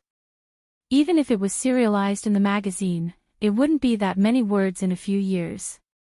When the time came, it wouldn't affect anything when it was moved to the internet. Let's see who would be able to steal his work in black and white. When the internet exploded, with the number of words in White Saint's work, it might not even be serialized. At that time, it would be moved to the internet. At that time, the part of the magazine Dream Building Miscellaneous about White Saint's work would probably be out of print and couldn't be bought. White Saint didn't understand why Tangua let him be serialized in the magazine first, but that wasn't important. What was important was that he had royalties. Although it wasn't much now, it wasn't a problem for him to maintain his life. As his work became more and more popular, the royalties he received also became more and more. I have my reasons for doing this. Don't be anxious. In the future, I will let your book be officially published and serialized on the internet. It's even possible to make it into a TV series in the future. Sister Tang, I'm not anxious at all. I'm just excited. By the way, there's nothing like my work on the internet right now, right? White Saint asked a little fearfully. Tangua shook her head. Don't worry, no. Even if there is, it will be later than you. Kong En was still copying the first book and had no time to steal this one. When Kong En made his move, it would be time for her reputation to be ruined. After everything was on track, Tangua did not specifically poach authors from other platforms. After all, balance and harmonious development were the best for the industry. She was not a real businesswoman. She just needed to get her 1,000-mile horse. Next, she began to make calls through various channels. Of course, this was very expensive. Whether it was advertising or opening up channels, it was basically the same as burning money. However, she knew that the internet explosion was coming soon. She would be able to earn back the money she had now during that period of time. She's copying your songs again. Hua Yan often came to Tang Guo. Although Tang Guo would not release her songs, she would write and sing them herself. Many times, Hua Yan came to look for her and saw her work. Peak.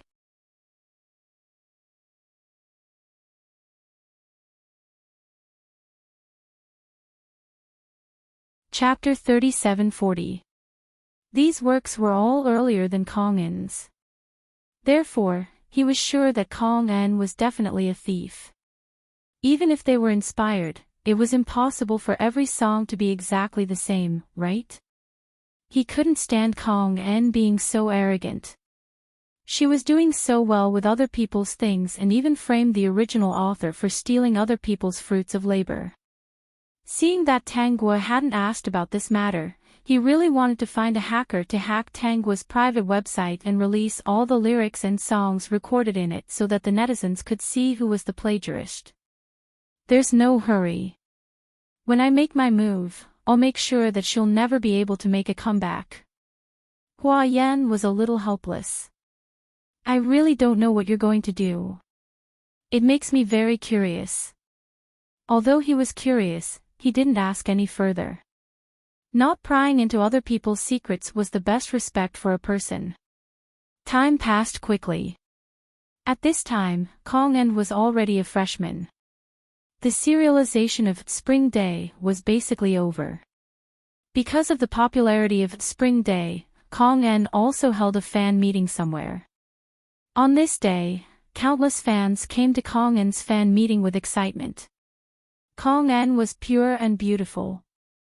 Not only were there fans, but there were also reporters. After all, in their eyes, Kong En was really a perfect person from a young age. As for her mediocre years, it had long been covered by all the brilliance on her body. They only saw her shining like a gem. Kong En, who was at the scene, very patiently answered the fans' questions, signed autographs, and took photos with them. At this time, a reporter came to interview her. Well, under what circumstances did you create a healing manga like Spring Day? When you were creating this comic, were you happy or sad? It was worth mentioning that the author of Spring Day, Ji Yu, had never been interviewed by a reporter and had never told anyone about her experience. Therefore, even if her works were one after another, no one could understand her inner world. There was no way to share Ji Yu's inner world with her fans. Therefore, no one could imagine that Ji Yu's heart would be depressed, sad, and hesitant. At this time, Kong En replied, "Of course it's because I've lived in a happy family since I was a child that I created such a healing manga. When I was creating this work, I was always happy in my heart. I just wanted to bring everyone a happy world where everyone can see the sun." Wow, our NN is so gentle, the fans cheered. The reporter asked again, I remember that before this Spring Day, NN had also completed Small Alley, which was also very popular. There were even people who plagiarized this work. Fortunately, everyone's eyes were sharp, so NNN was not wronged. Moreover, the style of Small Alley was completely different from this part. After watching it, many people said that they couldn't accept it. It was simply depressing. In that case, I was very curious. How on earth was NN able to create two works with such different styles? Is there any special story or experience in this? Not only were the reporters curious, but Kong En's fans were also curious. That's right. There was a huge difference between these two styles. Moreover, the style was also very different. Kong En maintained his smile. I created Spring Day because I'm very happy. In addition, creation is priceless, so I hope that some people can cherish their own feathers. Vertex.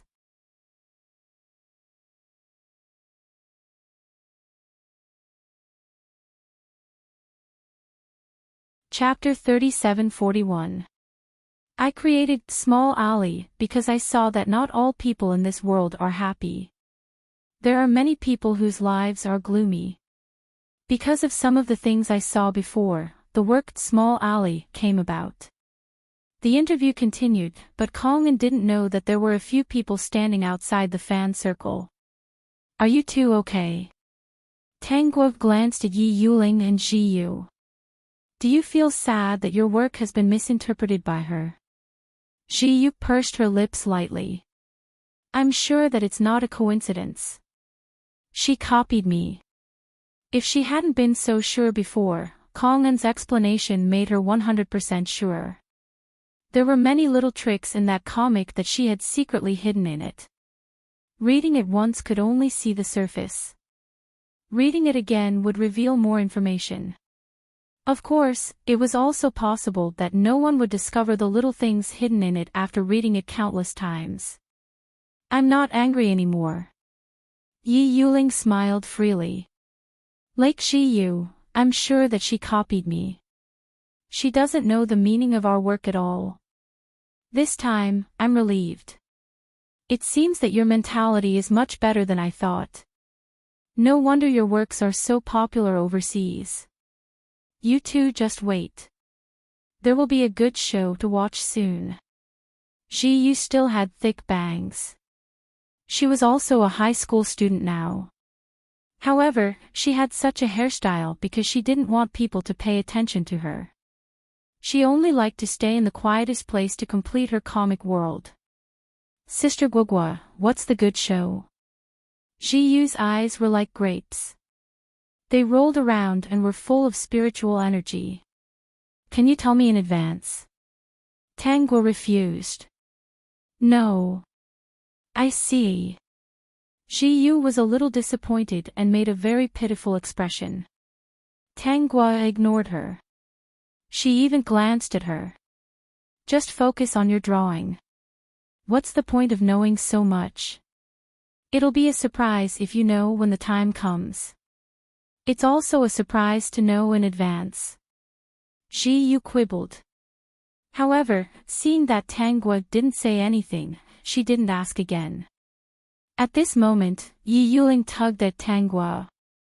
Sister Tang, Brother Hua is here for you. Then, he revealed a mischievous smile. Then you can go back by yourselves? Tang Guo asked. After confirming, she walked towards Hua Yan's car. Yi Yuling looked at Tang Guo's back and recalled the time when she was brought into the casino. In fact, she wasn't really stupid. It was just that her life was hopeless and she was sent to a mental hospital by her family. As long as they didn't take her out, she could only stay there forever. Her father was a drunkard and gambler. He took over all the money she had earned over the years, and she lost all her will. When she was sent to the casino, she felt even more hopeless. She just didn't expect that this would be the turning point in her life. It turned out that her life, which she thought was gloomy, could actually be so radiant. What do you think is the surprise that Sister Guogua mentioned? Ji Yu's face was still cold, but her eyes were filled with curiosity. I really want to know. Yi Yuling patted Ji Yu's head and whispered, do you think you're the only one who wants to know? Even Brother Hua can't find out the secret that Sister Tang wants to hide. How can the two of us find out? I think Brother Hua can find out, but if he finds out, he definitely won't tell us. Ji Yu came to her own conclusion.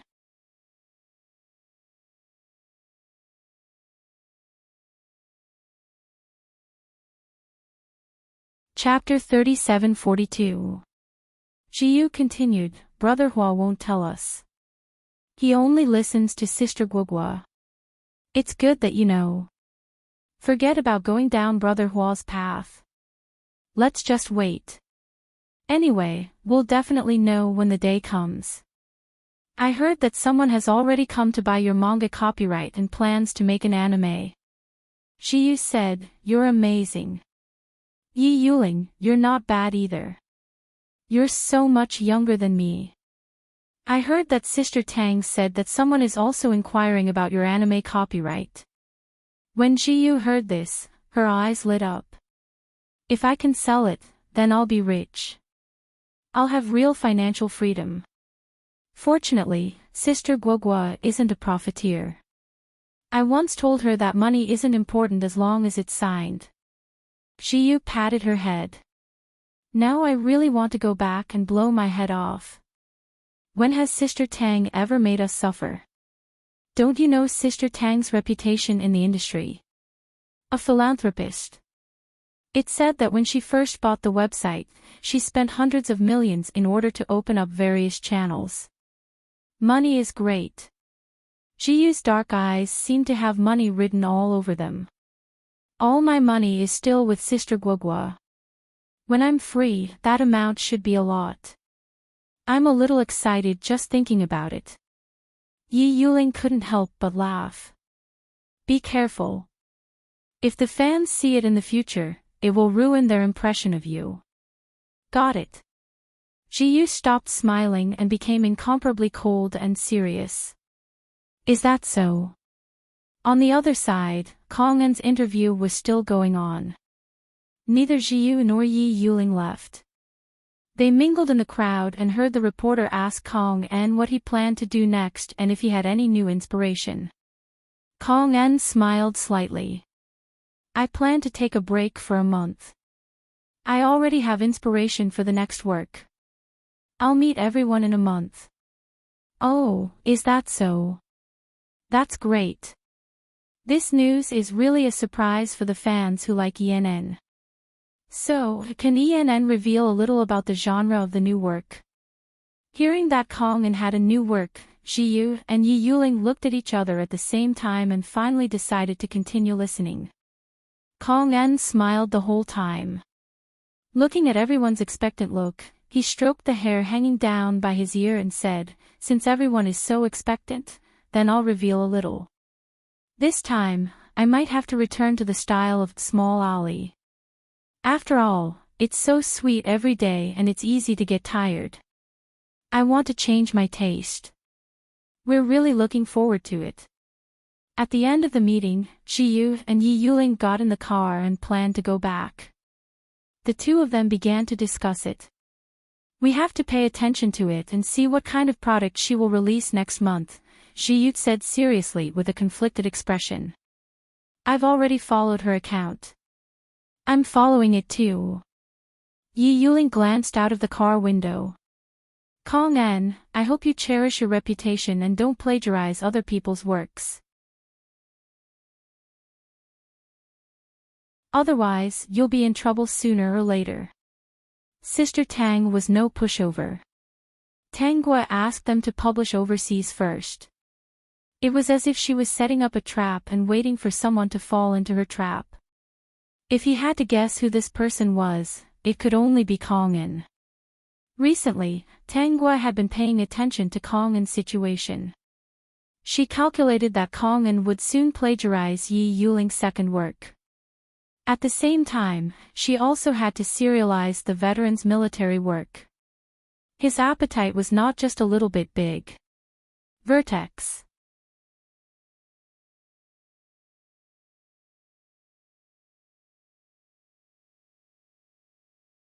Chapter 37-43. Guogua, what are you doing?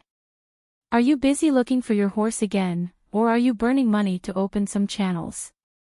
After receiving Hua Yan's call, Tanghua couldn't help but laugh out loud. What about young Master Hua? Your dark circles from yesterday still haven't disappeared. Your nightlife is always so rich. Busy people. Guogua, don't you know what I did at night? Other than writing the script, I'm busy writing the script. The dark circles under my eyes are all because of the torment. I just finished part of it. I'm going to have a meal with you. Strike a balance between work and rest. Where are you? Wait for me. I'll come and pick you up. Hearing Tanghua's agreement, Hua Yan was very happy.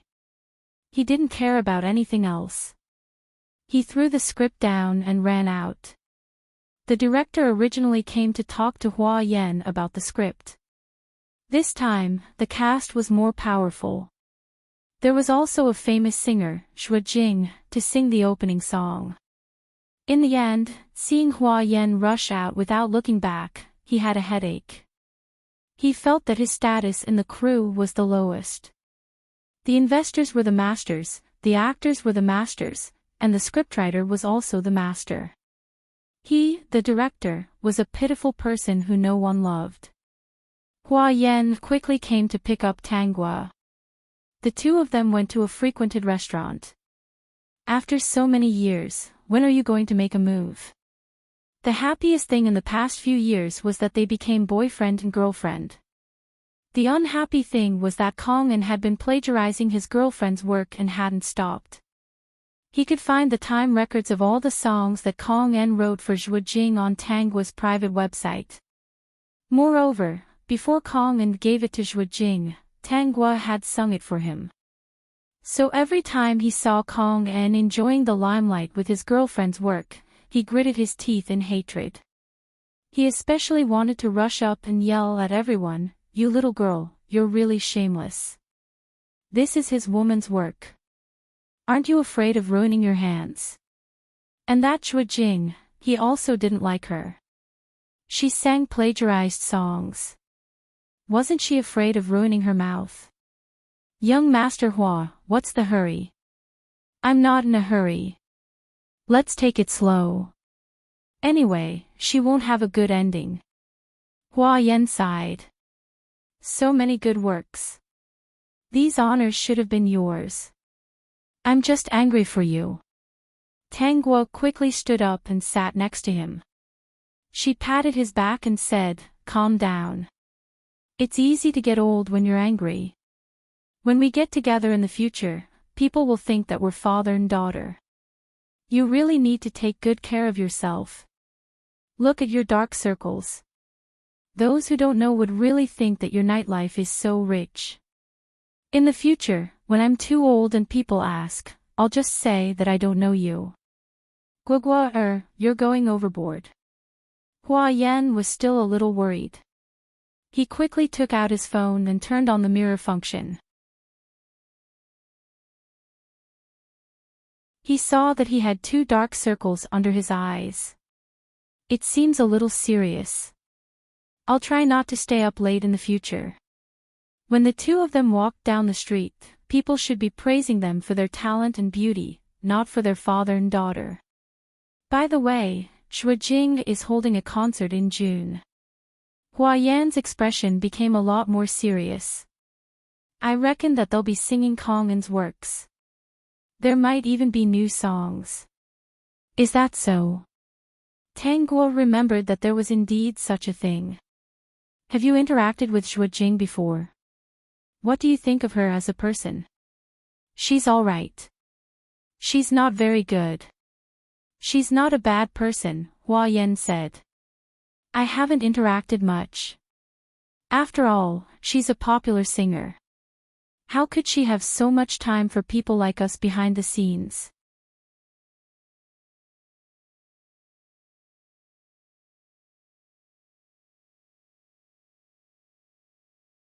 Chapter 3744. Tanghua giggled. That's because young Master Hua didn't reveal his identity. If you spend some money, no matter how popular a singer or celebrity is, they'll arrange time to meet you. So, what do you think? Hua Yan leaned back in his chair and put his arm around Tanghua's shoulder. He even suggested, Guogua, let's discuss something. Can you not call me young Master Hua? Brother Hua sounds better than young Master Hua. I feel uncomfortable calling you young Master Hua all day. I like it. Sai, how about this? You can change your name occasionally. Maybe you'll find something else interesting. Alright, we'll talk about it when I want to change my name. Hua Yan pondered over this sentence. It seemed that his application to change her name had not been successful. He wondered if she would change her name after they got married. She probably would. After all, she couldn't possibly call him young Master Hua after they got married, right? How strange would that be? Hence, Hua Yan suddenly wanted to get married. I plan to open my private website and let Zhuo Jing's people see the works inside and see how they react. We didn't produce any evidence for the previous matter, so it's understandable that Zhuo Jing gave up on me. Tang Guo looked up. I'll give him a chance to choose. If he finds out the truth and chooses to cancel the concert, it doesn't matter if he helps me or not. He has no obligation to do so. This matter will have nothing to do with him anymore. Young Master Hua, what do you think? Hua Yan agreed. I think it's good. If it were someone else, they wouldn't be able to tell the truth when they don't know the truth. They would only believe the evidence on the surface. Guo Guo, her's idea is really good. You're indeed a great philanthropist. Why are you talking about a philanthropist? Hua Yan leaned over and kissed her cheek. Isn't it? Look at the comic creators under you. Which one of them doesn't support you? Which family's treatment could be better than yours? You're not a businessman at all. You're doing charity. I just didn't expect charity to make money. Then do you need my help with this plan? Tang Guo remembered Hua Yan saying that Zhuo Jing was going to help record the opening theme song for the new script. She said, okay, I'll leave this to you. Show this website to the people around Zhuo Jing. I wonder how they will react. If they choose to continue hiding, they may find someone to attack your private website. Do you have a backup? Hua Yan guessed that Tang Guo must have a backup. This was her style. I have backups on the websites of all the countries. Even in China, I have set up a few private websites. Also, my personal account also has a record of my photos. When the time comes, I will open them one by one. Alright, then there's no problem. Hua Yan secretly calculated and said, Guo Guo, I helped you with such a big matter. Do you want to give me a reward? We've been dating for so many years, and you've treated me to a meal every time. I want to try something new. Tang Guo looked surprised. I thought you liked me to eat with you the most, so I took you to eat delicious food every time. Of course I like you to eat with me, but I also want more rewards. For example, if you call me Brother Hua, I'll be very satisfied. System, TSK, TSK, TSK. He's really shameless. He must have been a dragon bone in his previous life. He didn't even have a kiss. In this life, he kept asking for benefits. He was as shameless as a sticky candy. You're tuning into the LoveLore Library YouTube channel. We're so grateful for your support, and don't forget to subscribe to join us on this incredible journey through captivating stories. Your generosity through donations truly makes a world of difference, as it's the primary source of revenue that allows me to expand and enhance this channel for you. Thank you from the bottom of my heart for being a part of this adventure.